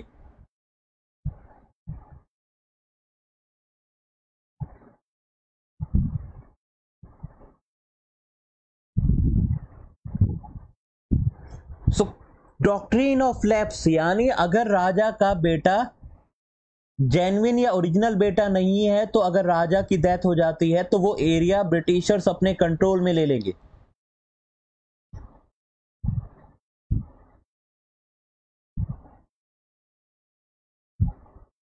तगम जी, मी एंड माय फ्रेंड, यानी दोनों फ्रेंड एक ही स्क्रीन शेयर कर रहे हैं क्या?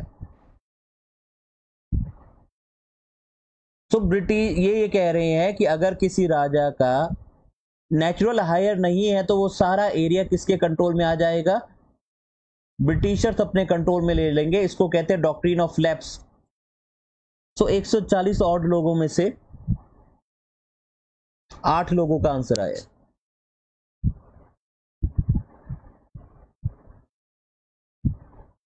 गुड, टेक्नोलॉजी का सही इस्तेमाल किया जा रहा है तागम जी के द्वारा। बाकी लोग थोड़ा एनर्जी लाइए, आंसर दीजिए। एटमैक्स गलत होगा।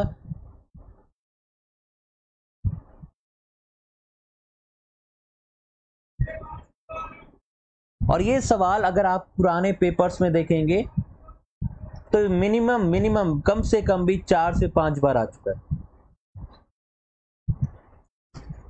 सो बाकी लोग कहां हैं?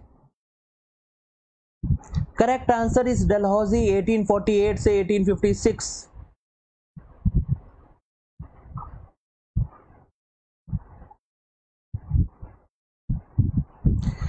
1848 से 1856, ये याद रखिएगा। The correct answer is Dalhousie. Dalhousie के टाइम पीरियड में ही पोस्टल डिपार्टमेंट पे इंप्रूवमेंट हुआ है। डलहौजी के टाइम पीरियड में ही शिमला को समर कैपिटल बनाया गया है। पहला रेलवे लाइन मुंबई से थाने, बॉम्बे से थाने, तो फर्स्ट रेलवे लाइन भी डलहौजी के टाइम पीरियड में आया है। पीडब्ल्यूडी डिपार्टमेंट भी डलहौजी के टाइम पीरियड में ही आया है।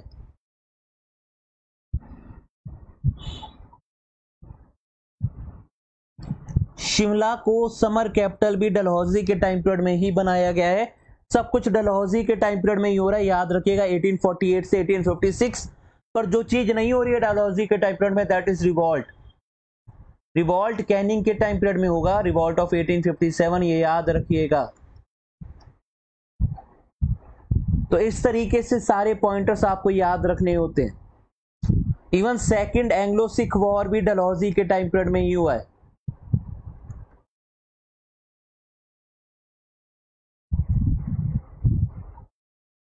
अगर मैं आप लोगों से सवाल पूछूं, जो कोहिनूर हीरा आज ब्रिटिशर्स के पास है, उनके लंदन म्यूजियम में है,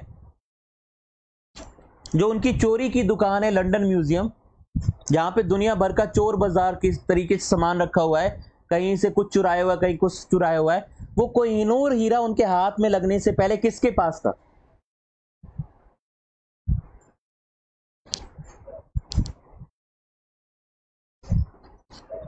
वो कौन से एम्पायर के पास था? कहां से गया उनके हाथ में? तो याद रखिएगा, सिख एम्पायर इनके पास था। राजा आई गेस दलीप सिंह के पास था, जहां से ब्रिटिशर्स के पास गया था। शाहजहां तो बहुत पहले की बात है। रंजीत सिंह के बाद उनके बच्चों के पास गया था, तो उन्हीं में दलीप सिंह थे शायद। तो टेक्निकली रंजीत सिंह के पास ही आया था फ्रॉम अफगान्स, लेकिन अफगान्स के कश्मीर के थ्रू आया था। उतना डिटेल में अभी नहीं जाएंगे, लेकिन सिख एम्पायर के पास। इनमें से किसकी मदद ली थी टीपू सुल्तान ने अंग्रेजों से लड़ाई लड़ने में? टीपू सुल्तान ने किसकी मदद ली थी?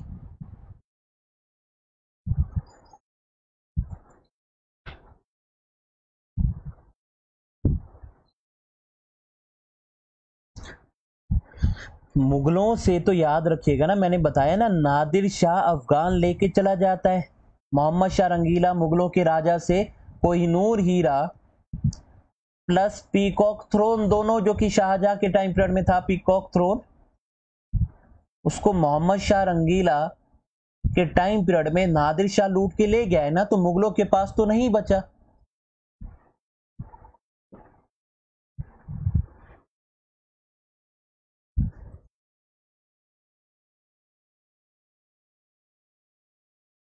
सो टीपू सुल्तान ने किसकी मदद ली है?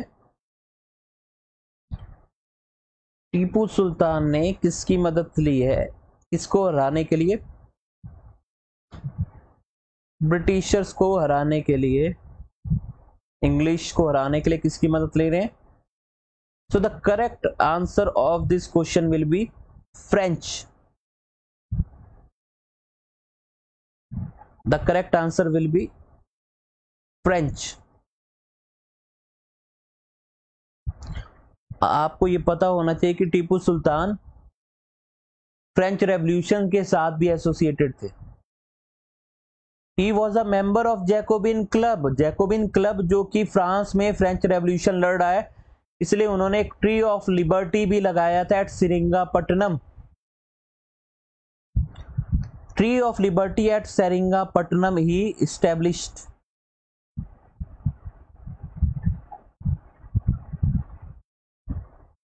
तो सेरिंगापट्टनम में जो ट्री ऑफ लिबर्टी उन्होंने लगाया था, ये याद रखिएगा। He was a member of Jacobin club.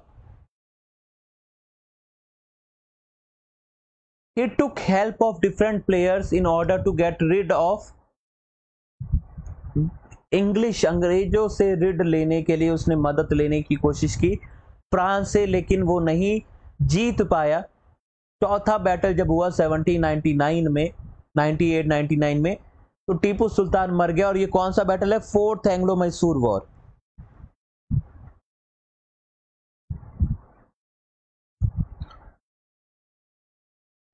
इनमें से कौन सी टीपू सुल्तान की कैपिटल थी?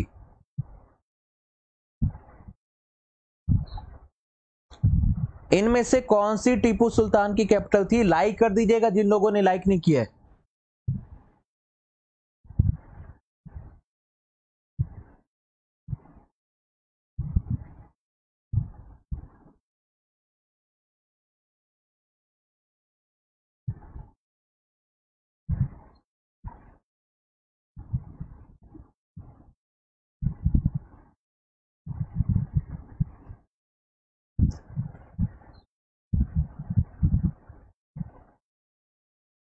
सो the correct answer is Seringapatam. अभी मैंने बताया, यहीं पे ट्री ऑफ लिबर्टी लगाया था।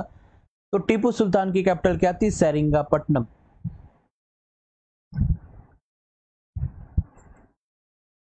What was the capital of Tipu Sultan? The answer is Seringapatam was the capital of Tipu Sultan. So let us move to next question, question number 18. Answer बताइए इसका क्या होगा? 18वें सवाल का आंसर क्या है?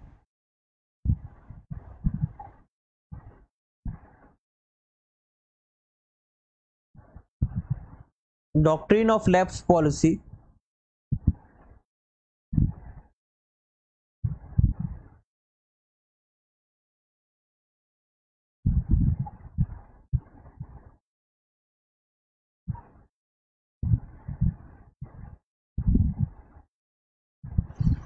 सांगे जी कह रहे हैं दोल। नाइस।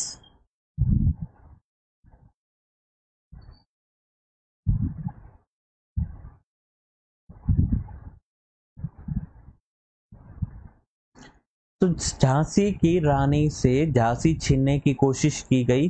झांसी छीना गया by using the doctrine of lapse. Dalhousie के टाइम पीरियड में इस डॉक्ट्रिन ऑफ लैप्स का इस्तेमाल करके झांसी की रानी से ये एरिया छीना गया। The policy of doctrine of lapse. The correct answer will B A, the policy of doctrine of lapse. What will be the correct answer? Correct answer is A, doctrine of lapse. क्या है जी correct answer? Doctrine of lapse. इसी से सतारा, जैतपुर, बहुत सारे और इलाके भी छीने गए। अवध का इलाका, इसी टाइम पीरियड में अवध के इलाके को भी छीना गया, पर उसमें इल्जाम लगाया गया था ऑफ रॉन्ग एडमिनिस्ट्रेशन, यानी मेल एडमिनिस्ट्रेशन का, कि आप लोगों का एडमिनिस्ट्रेशन अच्छा नहीं है। और वहां की रानी बेगम हजरत महल से अवध, यानी जिसकी कैपिटल थी लखनऊ, तो वहां की रानी बेगम हजरत महल से बोला गया कि आपका एडमिनिस्ट्रेशन अच्छा नहीं है, आपको अपना एरिया सरेंडर करना पड़ेगा, आपको अपना एरिया खत्म करना पड़ेगा, एंड करना पड़ेगा। तो बाकी सारी जगह डॉक्ट्रिन ऑफ लैप्स का इस्तेमाल करके अवध, जिसकी कैपिटल लखनऊ थी, उसको बोला गया कि आपने करप्शन है, मैल एडमिनिस्ट्रेशन है, और उस पर कब्जा किया गया। तो ये सवाल इसी तरीके से पूछा जाता है कि इनमें से कौन से इलाके को on the pretext of male administration कब्जा किया गया था? तो आंसर दीजिएगा Awadh. Question number 19, battle of Buxar के ऊपर सवाल है। 1764 में बैटल ऑफ बक्सर हुआ, 3:1 की लड़ाई थी। टेक्निकली देखे 3:1 की लड़ाई थी। एक तरफ थे मीर कासिम, अवध के नवाब शुजा-उद-दौला, प्लस वो एक्स तीसरा बंदा कौन था जो कि लड़ाई लड़ रहा था against east India company? Who was this x? Find the value of x.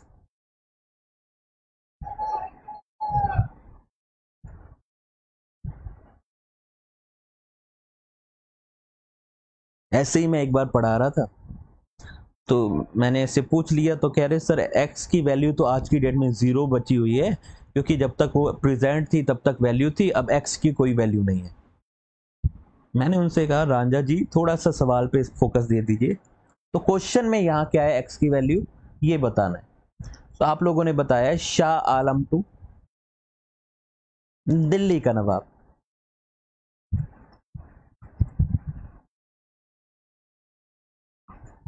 Delhi का किंग, ठीक है। मुगलों का राजा Shah Alam, emperor of Mughal.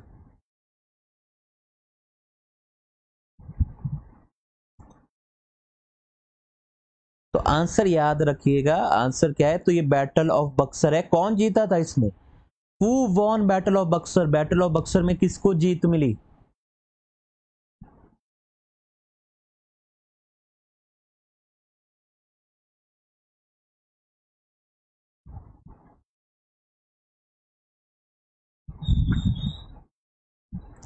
Battle of Buxar में किसको जीत मिली? हेक्टर मुनरो, ब्रिटिशर्स को जीत मिली। और 1765 में एक ट्रीटी साइन की गई, उस ट्रीटी का नाम क्या था? What was the name of that treaty? उस ट्रीटी का नाम क्या था जो इस लड़ाई के बाद साइन की गई? उस ट्रीटी का नाम क्या था?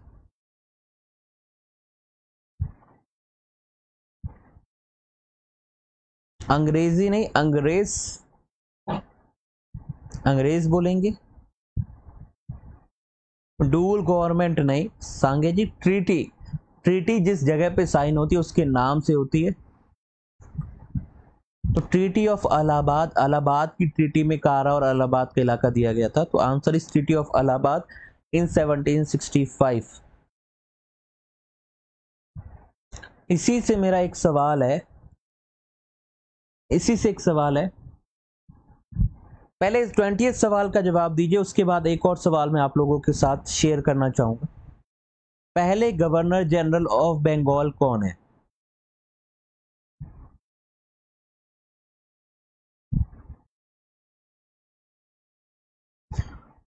Who was the first governor general of Bengal? पहला गवर्नर जनरल कौन है बंगाल का?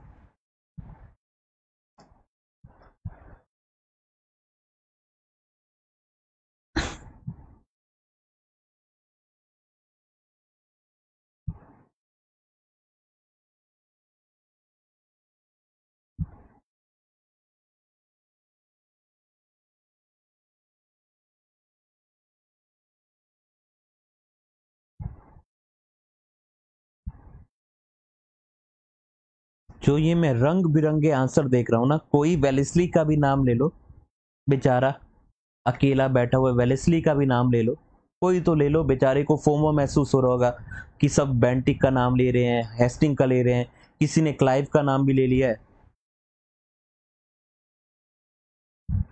उसको फोमो मत होने दो, सारा ही ऑप्शन देना है तो फिर सभी दे देते हैं।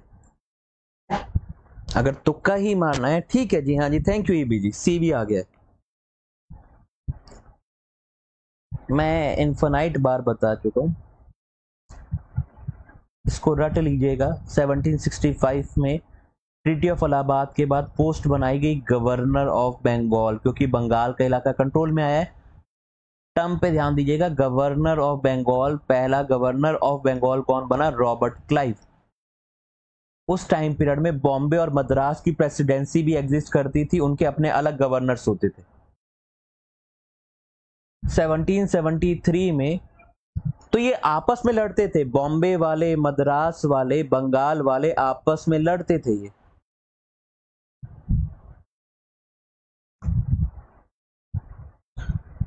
तो आपस में लड़ते थे तो कंपनी काम कैसे करे? है तो सारा ईस्ट इंडिया कंपनी।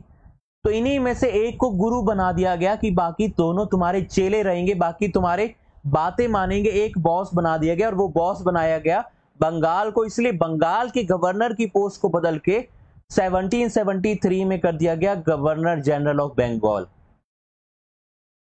तो गवर्नर जनरल ऑफ बंगाल की पोस्ट बना दी गई 1773 में, क्योंकि शुरू के 7-8 साल में ये लोग आपस में लड़ते रहे, आपस में ही एक्सपेंशन के नाम पे, प्रॉफिट कमाने के नाम पे लड़ते रहे। इसलिए इन तीनों में से एक को चुन के बॉस बना दिया गया, वो बंगाल को बनाया गया। और वो पहला गवर्नर जनरल की पोस्ट मिली वॉरेन हेस्टिंग को।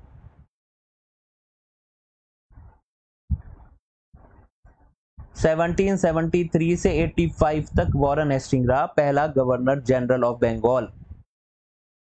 इतना क्लियर है? अब बंगाल का इलाका है उनके पास, लेकिन इंडिया में बहुत सारे इलाके में लोकल राजा रूल कर रहे हैं। सो बंगाल के इलाके के अलावा भी कुछ एरिया में ये लोग कब्जा करते हैं, जैसे कि मैसूर पे कब्जा करेंगे, मराठास वाले एरिया पे कब्जा करेंगे, बहुत सारे और एरिया पे कब्जा करेंगे। तो उन्होंने कहा कि ये गवर्नर जनरल ऑफ बंगाल थोड़ा अजीब सा लग रहा है, ये पूरी सिचुएशन को रिफ्लेक्ट नहीं करता। तो 1833 में उस टाइम तक ये बहुत सारा और एरिया ऑक्यूपाई कर चुके थे। इनके पास मैसूर वाला इलाका, मराठा वाला इलाका, बहुत सारा और इलाका आ चुका था। तो 1833 के चार्टर एक्ट से इन्होंने पोस्ट का नाम फिर से बदला और पोस्ट का नाम बन गया गवर्नर जनरल ऑफ इंडिया, क्योंकि बहुत बड़ा एरिया है। तो पोस्ट का नाम बन गया गवर्नर जनरल ऑफ इंडिया। और अगले गवर्नर जनरल ऑफ इंडिया कौन बने? पहले गवर्नर जनरल ऑफ इंडिया कौन बने? William Bentinck.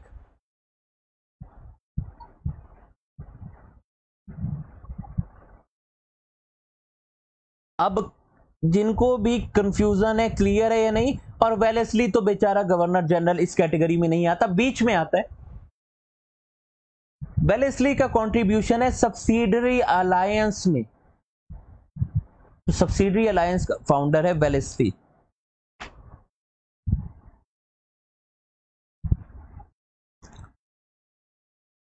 तीनों चीजें लिख लीजिए। गवर्नर ऑफ बंगाल कौन है? Robert Clive. Governor general of Bengal कौन है? Warren Hasting. And governor general of India कौन है? William Bentinck. एक बार को कोई आपका नाम पूछे तो आप आंसर रॉबर्ट क्लाइव दे दीजिएगा, लेकिन क्वेश्चन गलत करके मत आइएगा। एक बार को कोई आपका नाम पूछे, इसको इतना रट लीजिए कि आपके मुंह से सीधे निकले कि मेरा नाम विलियम बेंटिक है या मेरा नाम रॉबर्ट क्लाइव या वॉरेन हेस्टिंग है। कंफ्यूज नहीं करना है। पहला जी ऑफ बी है, दूसरा जी ऑफ बी और तीसरा GGOI है। तो पहले में सिंगल जी है, दूसरे में डबल जी है और तीसरे में GGOI है।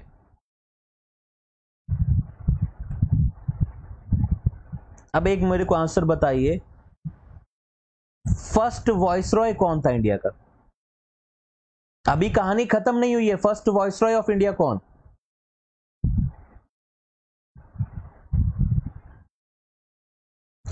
उसके अलावा कुछ सवाल और भी हैं। Last governor general of India ये कौन?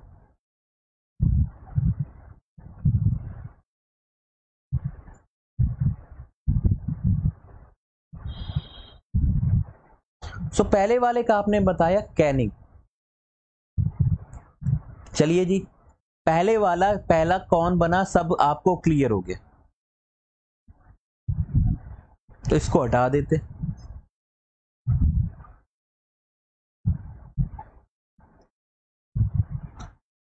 दोनों ही कैनिंग।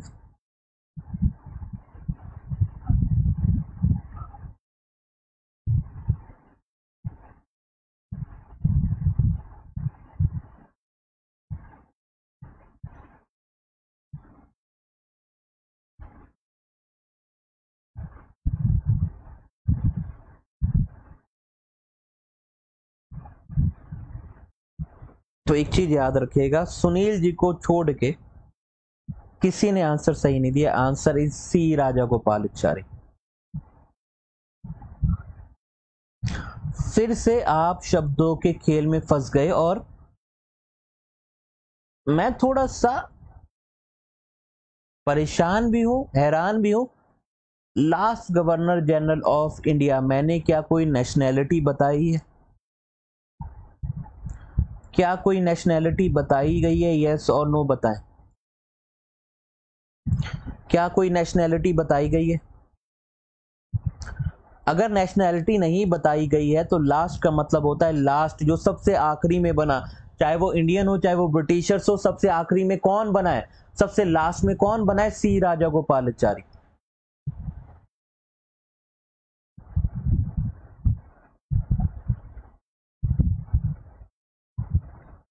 शब्दों का खेल है जी, सिंपल शब्दों का खेल है।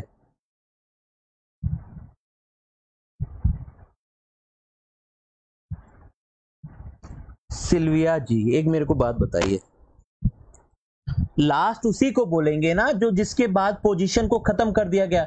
1950 के बाद गवर्नर जनरल ऑफ इंडिया की पोजीशन को खत्म कर दिया गया, उसके बाद पोजीशन बन गई प्रेसिडेंट ऑफ इंडिया।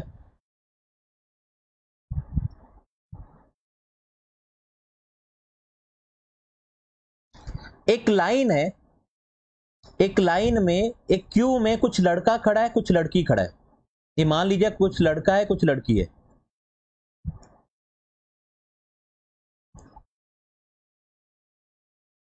अब सवाल मैं ये पूछूं और आखिरी पोजीशन पे खड़ी है एक फीमेल, उससे सेकंड लास्ट पे मेल।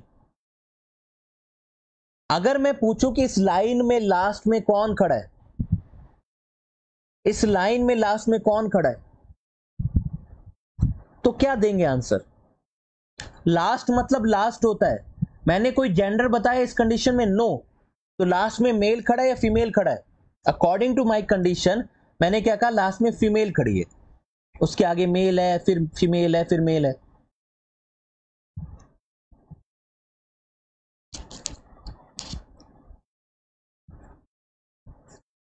क्लियर है? तो लास्ट मतलब लास्ट होता है। अगर मैं इसी कंडीशन में ये सवाल पूछूं कि मेल कौन सी पोजीशन पे खड़ा है, तो आपको बताना पड़ेगा मेल सेकंड लास्ट पोजीशन पे खड़ा है, और वही आखिरी मेल है, is the last mail. So remember one thing, 1858 में ये नॉमेनक्लेचर बदल गया। कुछ नहीं लिखा ना, तो कुछ नहीं लिखे का मतलब सिंपल है, लास्ट। ये अपने आप में कंप्लीट क्वेश्चन है। तो पाक जी इनकम्प्लीट क्वेश्चन है ही नहीं। लास्ट मतलब लास्ट है, यानी जो आखिरी रहा उस पोजीशन के ऊपर। तो 1858 से 1947 के बीच में वॉइसरॉय की पोजीशन रहती। ज्यादातर बच्चों को कंफ्यूजन इसी बात से रहता है। जो गवर्नर जनरल की पोजीशन थी वो दोबारा से 1947 से 1950 तक इंट्रोड्यूस की गई, क्योंकि इंडियंस ने बोला था कि हम आपका रूल, आपका सिस्टम फॉलो नहीं करेंगे, इसलिए पोजीशन दोबारा इंट्रोड्यूस हुई।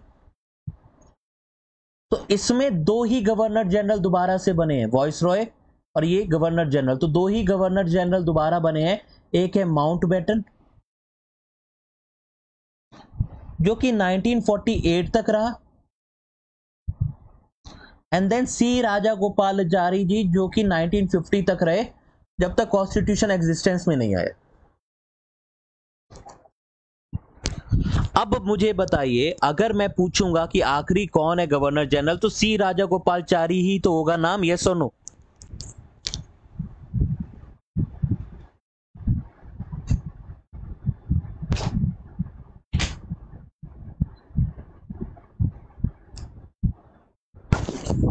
अब बताइए क्लियर है या नहीं, आंसर क्या देंगे? और आखिरी वॉइसरॉय कौन है? वॉइसरॉय इस टाइम पे जब ये पोजीशन खत्म की गई है तब भी लॉर्ड माउंटबेटन ही है, और जब ये पोजीशन स्टार्ट की गई है तब लॉर्ड कैनिंग है। तो कोई आपसे पूछे पहला कौन है, तो लॉर्ड कैनिंग। आखिरी वॉइसरॉय कौन है, तो लॉर्ड माउंटबेटन। अब वो ये पूछे कि आखिरी ब्रिटिशर्स वॉइसरॉय कौन है, तो भी माउंटबेटन, सेम है, one and the same thing. पर कोई आपसे ये पूछे कि लास्ट ब्रिटिशर्स गवर्नर जनरल कौन है, अंग्रेज गवर्नर जनरल कौन है, तो भी माउंटबेटन ही आंसर होगा, क्योंकि उसने ये पोजीशन भी होल्ड की थी अपने लास्ट के एक साल में।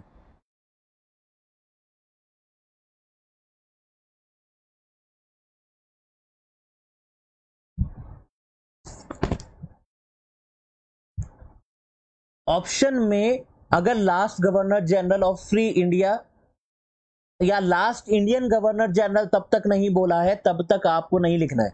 सी राजा गोपालाचारी के बारे में जब पूछा जाएगा तो बोले जाएंगे first and last Indian,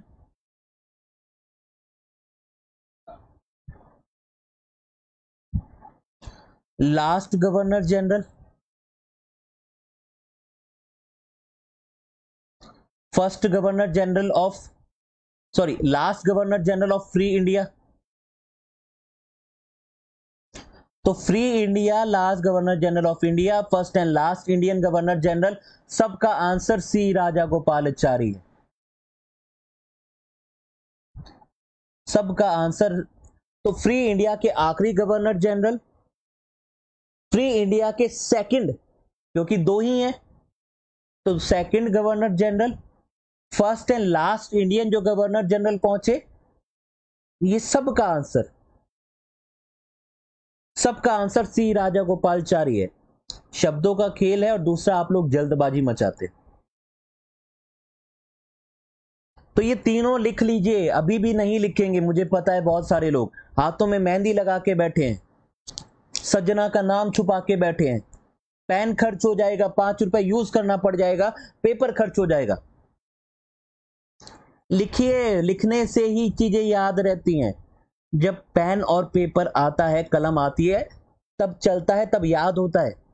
screenshot लेने से भी याद नहीं होगा, क्योंकि स्क्रीनशॉट तो सिर्फ मेमोरी भरता है फोन का, दोबारा खोल के देखेंगे नहीं। तो हाथों से मेहंदी को धोइए और लिखिए और बताइए, जब लिख लेंगे तो मुझे इन्फॉर्म कर दीजिएगा। तो मैंने 7 से 8 सवाल दिए हैं, शब्दों का खेल है सारा। Governor of Bengal,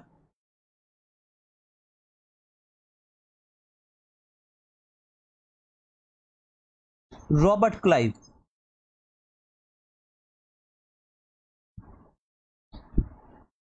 governor general of, ये मैं फर्स्ट की बात कर रहा हूं, अभी फर्स्ट की बात कर रहा हूं, सिर्फ फर्स्ट बता रहा हूं। First governor general of Bengal Warren Hasting. First governor general of India Bentinck. लिखते चलिएगा जैसे मैं लिख रहा हूं।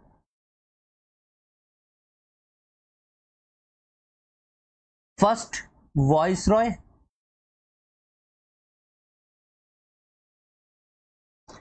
Canning. First governor general of free India, first governor general of free India, पहला फ्री इंडिया का। तो यहां पे भी नेशनैलिटी की बात नहीं की गई है, फ्री इंडिया का पहला गवर्नर जनरल, तो answer will be Mountbatten. And आखिरी सवाल क्या है, फर्स्ट इंडियन गवर्नर जनरल,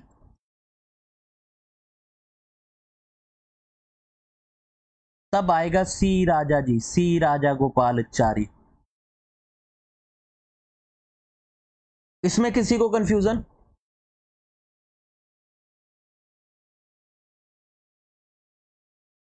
इसमें क्लियर है? फर्स्ट वाले में किसी को क्लियर है? First governor general of free India Mountbatten क्यों बोला? क्योंकि जब इंडिया इंडिपेंडेंट हुआ तब माउंट बैटन था, उसकी नेशनैलिटी के बारे में सवाल नहीं पूछा गया है। लेकिन जब फर्स्ट इंडियन बोलेंगे तो ऋषि राजा गोपालचारी जी हो जाएगा।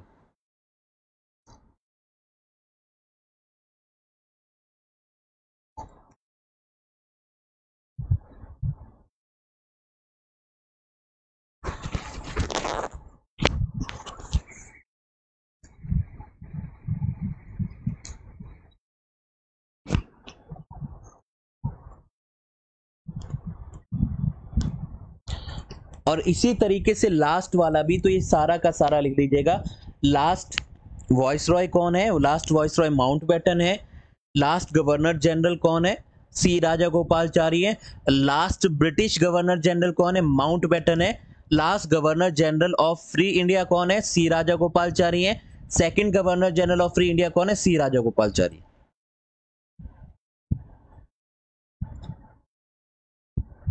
तो अगर इसके बाद आप लोगों ने गलत दिया इसका जवाब, तो सेलुलर जेल में अभी जगह बहुत सारी खाली है। अंडमान में पूरा अंडमान खरीद लिया है हमने।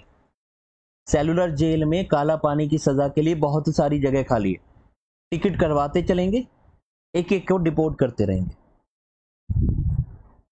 तो फर्स्ट वाले लिख लीजिएगा, लास्ट वाले लिख लीजिएगा, डाउट मत करिएगा। आखिरी वॉइसरॉय कौन है? Mountbatten. आखिरी ब्रिटिश वॉइसरॉय कौन है? Mountbatten. आखिरी ब्रिटिश गवर्नर जनरल कौन है? Mount baton.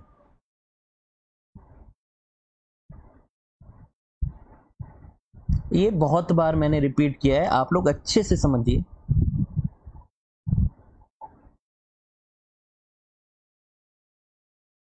कौन है जो कलिंग वॉर का बीच में पूछा है?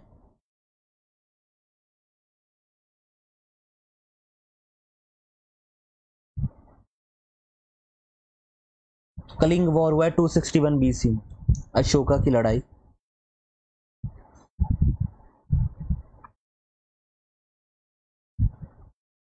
क्वेश्चन नंबर 21, अब इसका आंसर दे दीजिए। बहुत आसान सवाल है, बहुत सिंपल सवाल है, जल्दी से आंसर दीजिए।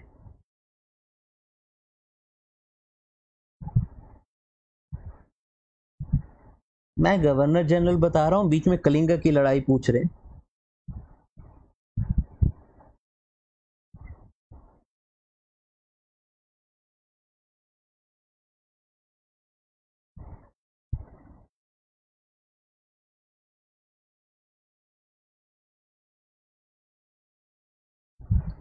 आप लोग ग्रुप्स में भी सवाल पूछ सकते हैं, आप अपने ग्रुप में सवाल पूछ सकते हैं। सो the correct answer is 1833।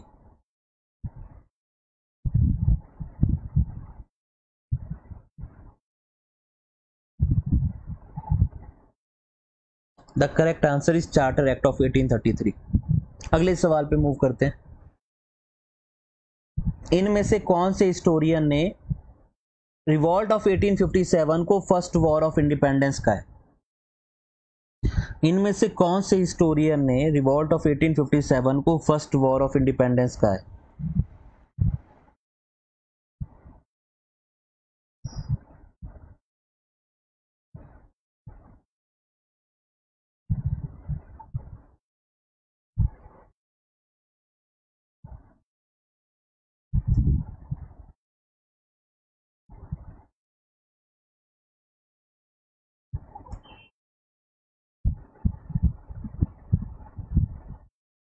SN Sen ने तो सिपाही म्यूटनी का है जी, याद रखिएगा। एसएन सेन ने सिपाही म्यूटनी का है और इसका आंसर है वीडी सावरकर, वीर सावरकर, दामोदर दास सावरकर, जिन्होंने 2 ऑर्गेनाइजेशन फाउंड की थी। एक का नाम था मित्र मेला, याद रखिएगा, एंड दूसरा अभिनव Bharat.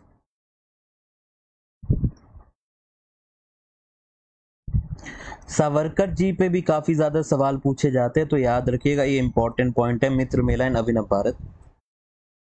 C is the correct answer, V D Savarkar, Vinay Damodar Das Savarkar. Question number 23rd question के बारे में बात करते। इनमें से कौन से सेशन में दादा भाई नौरोजी ने स्वराज को इंडिया का गोल बताया था? पहली बार स्वराज इंडिया का इंडिपेंडेंस का गोल बनेगा या इंडिया का पॉलिटिकल एफर्ट का गोल बनेगा, ये कब बताया गया बाय दादा भाई नौरोजी?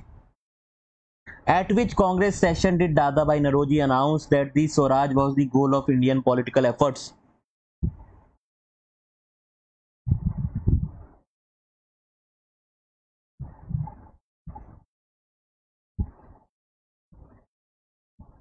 तो याद रखिएगा, देखिए 1905 में पार्टीशन ऑफ बंगाल होता है। उस टाइम पीरियड में मॉडरेट और एक्सट्रीमिस्ट के बीच में थोड़ा सा कॉन्फ्लिक्ट चल रहा था, और 1906 में जब कलकत्ता सेशन होता है तो उसमें एक्सट्रीमिस्ट के प्रेशर में आके दादा Bhai Naoroji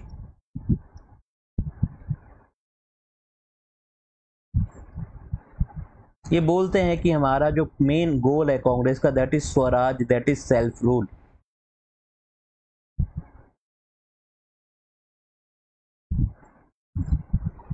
Swaraj, that is self rule. इनमें से कौन सा मॉडरेट लीडर है? क्वेश्चन नंबर 24, आंसर बताइए, मॉडरेट लीडर कौन है इनमें से?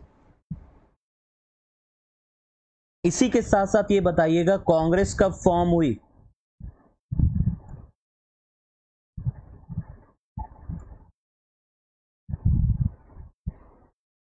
कांग्रेस कब फॉर्म हुई? कुछ सवाल आपको यहीं से मिल जाते हैं। कांग्रेस का पहला सेशन कहां हुआ? कितने डेलीगेट्स मिले? कौन सी जगह पे मिले?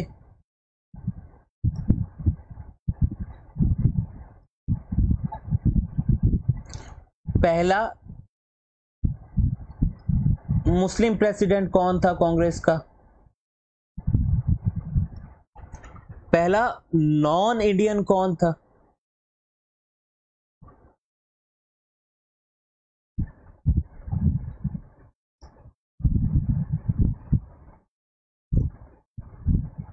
डिंचिन जी 1988, 1988 इंडिपेंडेंस के बाद कांग्रेस की फॉर्मेशन करा दी आपने। टाइपिंग एरर मान लेता हूं मैं।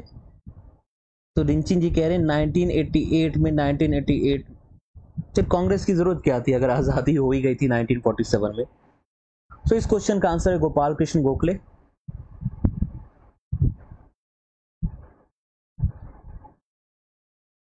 जॉर्ज यूल, जॉर्ज यूल है नॉन इंडियन लहर जी। मुस्लिम है बदरुद्दीन तैयब जी, ये याद रखिएगा। और पहला सेशन हुआ है गोकुल दास तेजपाल संस्कृत कॉलेज बॉम्बे में। होना ये पुणे में था, लेकिन पूना में बीमारी फैली हुई थी, एपिडेमिक फैली हुई थी, इसीलिए ये बॉम्बे में शिफ्ट कर दिया गया था। और गोकुल दास तेजपाल संस्कृत कॉलेज 72 डेलीगेट्स। पहले प्रेसिडेंट इसके बने WC बनर्जी।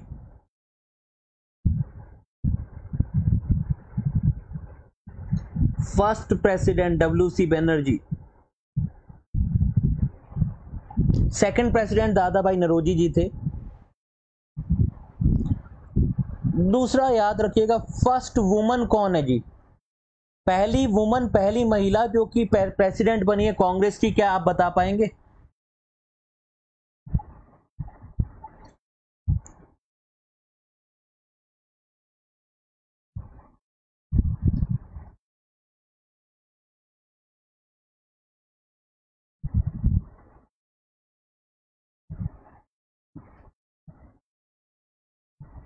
पहली महिला कौन है? Annie Besant. अब अगर यहीं पे मैं एक सवाल और पूछ लूं कि वो कौन सा साल था जब एनी बेसेंट प्रेसिडेंट बनी?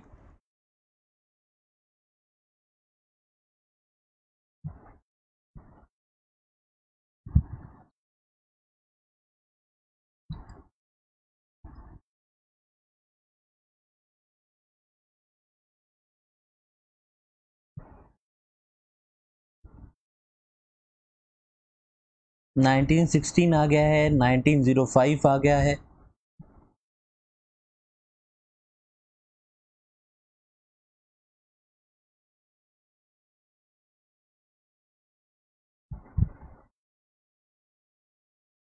नाइनटीन 17 पूछ रहे हैं मुझसे।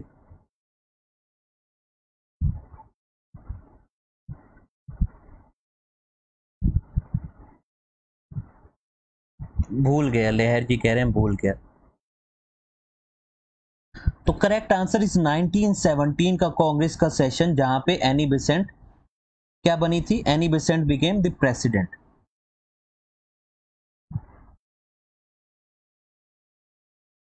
ठीक है, और ये कहां पे हुआ था? कलकत्ता में हुआ था। कहां पे हुआ था? कलकत्ता में। 1917 Calcutta session.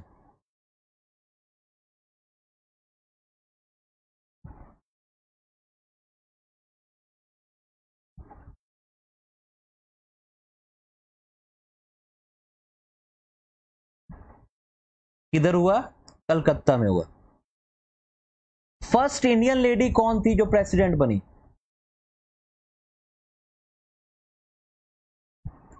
First Indian lady कौन थी? इंडियन ओरिजिन की लेडी कौन थी जो प्रेसिडेंट बनी? फर्स्ट इंडियन कौन थी? और वो कौन से सेशन में बनी?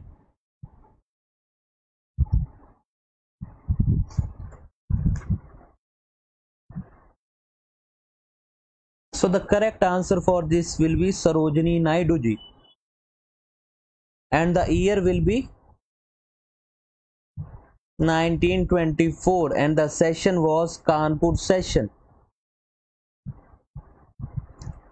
अगर मैं आप लोगों से सवाल पूछूं कि सबसे ज्यादा सेशन में, सबसे ज्यादा जो सेशन हुए कांग्रेस के, उनके प्रेसिडेंट कौन थे?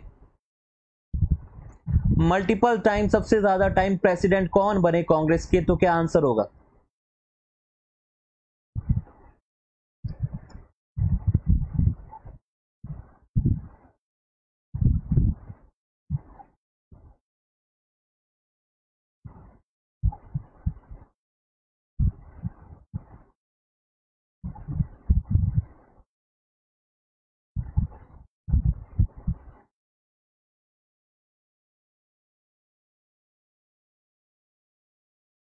सो दादा भाई नौरोजी आंसर आ गया।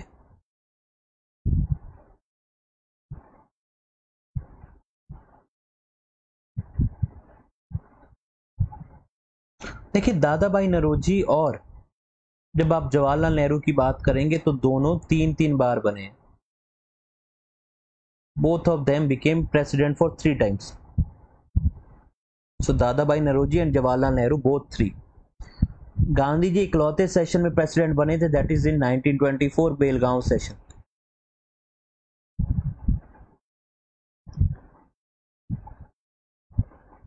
इकलौता सेशन जिसमें गांधी जी प्रेसिडेंट थे। सो एक्सट्रीमिस्ट का नाम याद रखने के लिए आप एक छोटा सा निमोनिक्स याद रख सकते हैं जिसका नाम है लाल बाल पाल। और चौथे लीडर हैं इनके घोष, लाला लाजपत राय, बाल गंगाधर तिलक, बिपिन चंद्र पाल और अरबिंदो घोष। ये इनके एक्सट्रीमिस्ट लीडर्स के नाम है। बाकी सारे ज्यादातर मॉडरेट लीडर थे, जिसमें गोखले हैं। ये गोखले गुरु बोला जाता है, पॉलिटिकल गुरु थे किसके? गांधी जी के। दादा भाई नौरोजी हो गए, सुरेंद्र नाथ बनर्जी हो गए, बदरुद्दीन तैयब जी हो गए, फिरोज शाह मेहता हो गए, रास बिहारी घोष हो गए। घोष याद रखिएगा, बोस नहीं, घोष। दोनों है, घोष है एक बोस है। तो घोष आपके मॉडरेट हैं और बोस थोड़े से रेवोल्यूशनरी हैं। थोड़े क्या, पूरे रेवोल्यूशनरी हैं। हार्डिंज के ऊपर बम फेंका था रास बिहारी बोस ने। हार्डिंज के ऊपर बम फेंका था, बच गए थे हार्डिंज 1911 में, जब कैपिटल ट्रांसफर हो रही थी कलकत्ता से दिल्ली। तो उसी के काफिले में रास बिहारी बोस ने हमला किया था, बम फेंका था। क्वेश्चन नंबर 25 अभी अभी हमने इसका डिस्कस किया है। जल्दी से आंसर बताइए ताकि मैं अगले क्वेश्चन पे मूव कर सकूं। क्वेश्चन नंबर 25 का आंसर क्या होगा?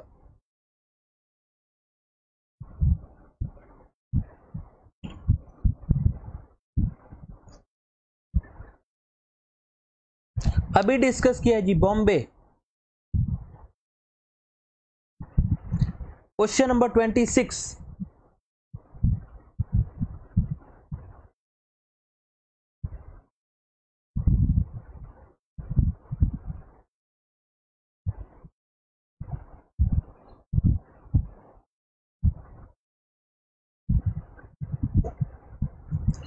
क्वेश्चन नंबर 26 का आंसर क्या है होगा?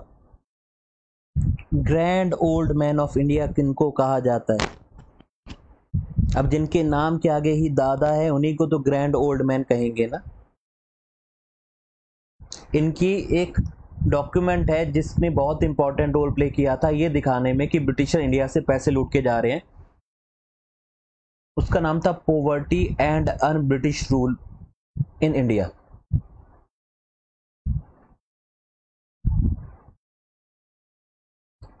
Poverty and un British rule in India. क्या नाम था जी? Poverty and un British rule in India.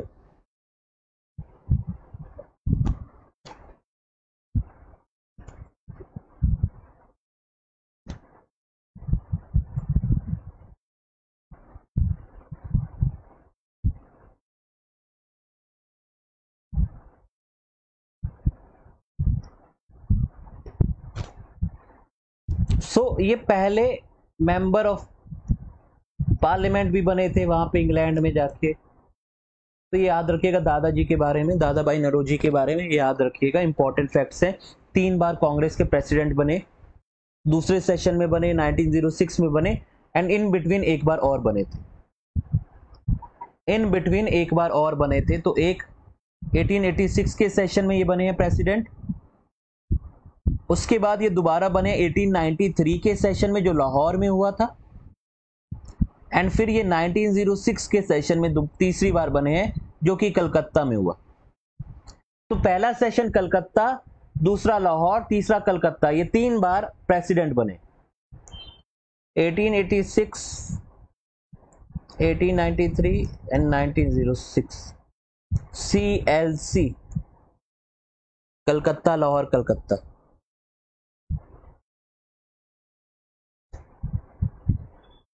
इस सेशन को जिसने भी अभी तक लाइक नहीं किया, लाइक कर दीजिए। और ये फिर से आसान सवाल है, इस सवाल का जल्दी से आंसर दे दीजिए उसी के साथ। पहला president of Indian national Congress कौन था? The first president of Indian national Congress was दादा भाई नरोजी, एओ ह्यूम, व्योमेश चंद्र बनर्जी, सुरेंद्र नाथ बनर्जी। कोई अगर आपसे पूछे फाउंडर, तो फाउंडर आंसर ये होगा एओ ह्यूम। और जिस टाइम ये बना था उस टाइम पे वॉइस रॉय थे डफरिन। 1884 से 1888 तक वॉइस रॉय कौन था? डफरिन था।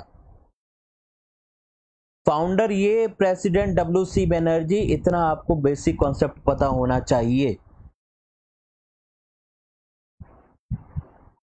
पहला सेशन बॉम्बे, दूसरा session Calcutta. So the correct answer is W.C. Banerjee, C option. So चलिए आज के सेशन को अब हम यहीं रैप अप करते हैं। उम्मीद है ये सेशन आपको वर्थ लगा होगा। अच्छे से रिवाइज करिए, अच्छे से पढ़िए। कोई डाउट हो, कोई क्वेरी हो तो आप अपने ग्रुप्स में पूछ सकते हैं।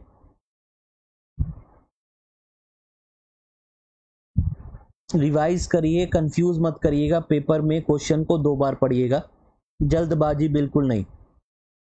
2-4 क्वेश्चन गलत जल्दबाजी में करके आते हैं। आराम से पढ़िए, तसल्ली से पढ़िएगा क्वेश्चन को, ठीक है। कुछ ऐसा नहीं है जो आपके पढ़ाए हुए के बाहर आएगा। बस आप लोग अच्छे से रिवीजन अगर आप लोगों ने किया होगा तो आपको सक्सेसफुल होने से दुनिया की कोई ताकत नहीं रोक सकती। और अगर आपने अच्छे से रिवीजन नहीं किया होगा तो फिर आप सिर्फ किस्मत के सहारे जा रहे हैं, और किस्मत का साथ हर बार नहीं मिलता।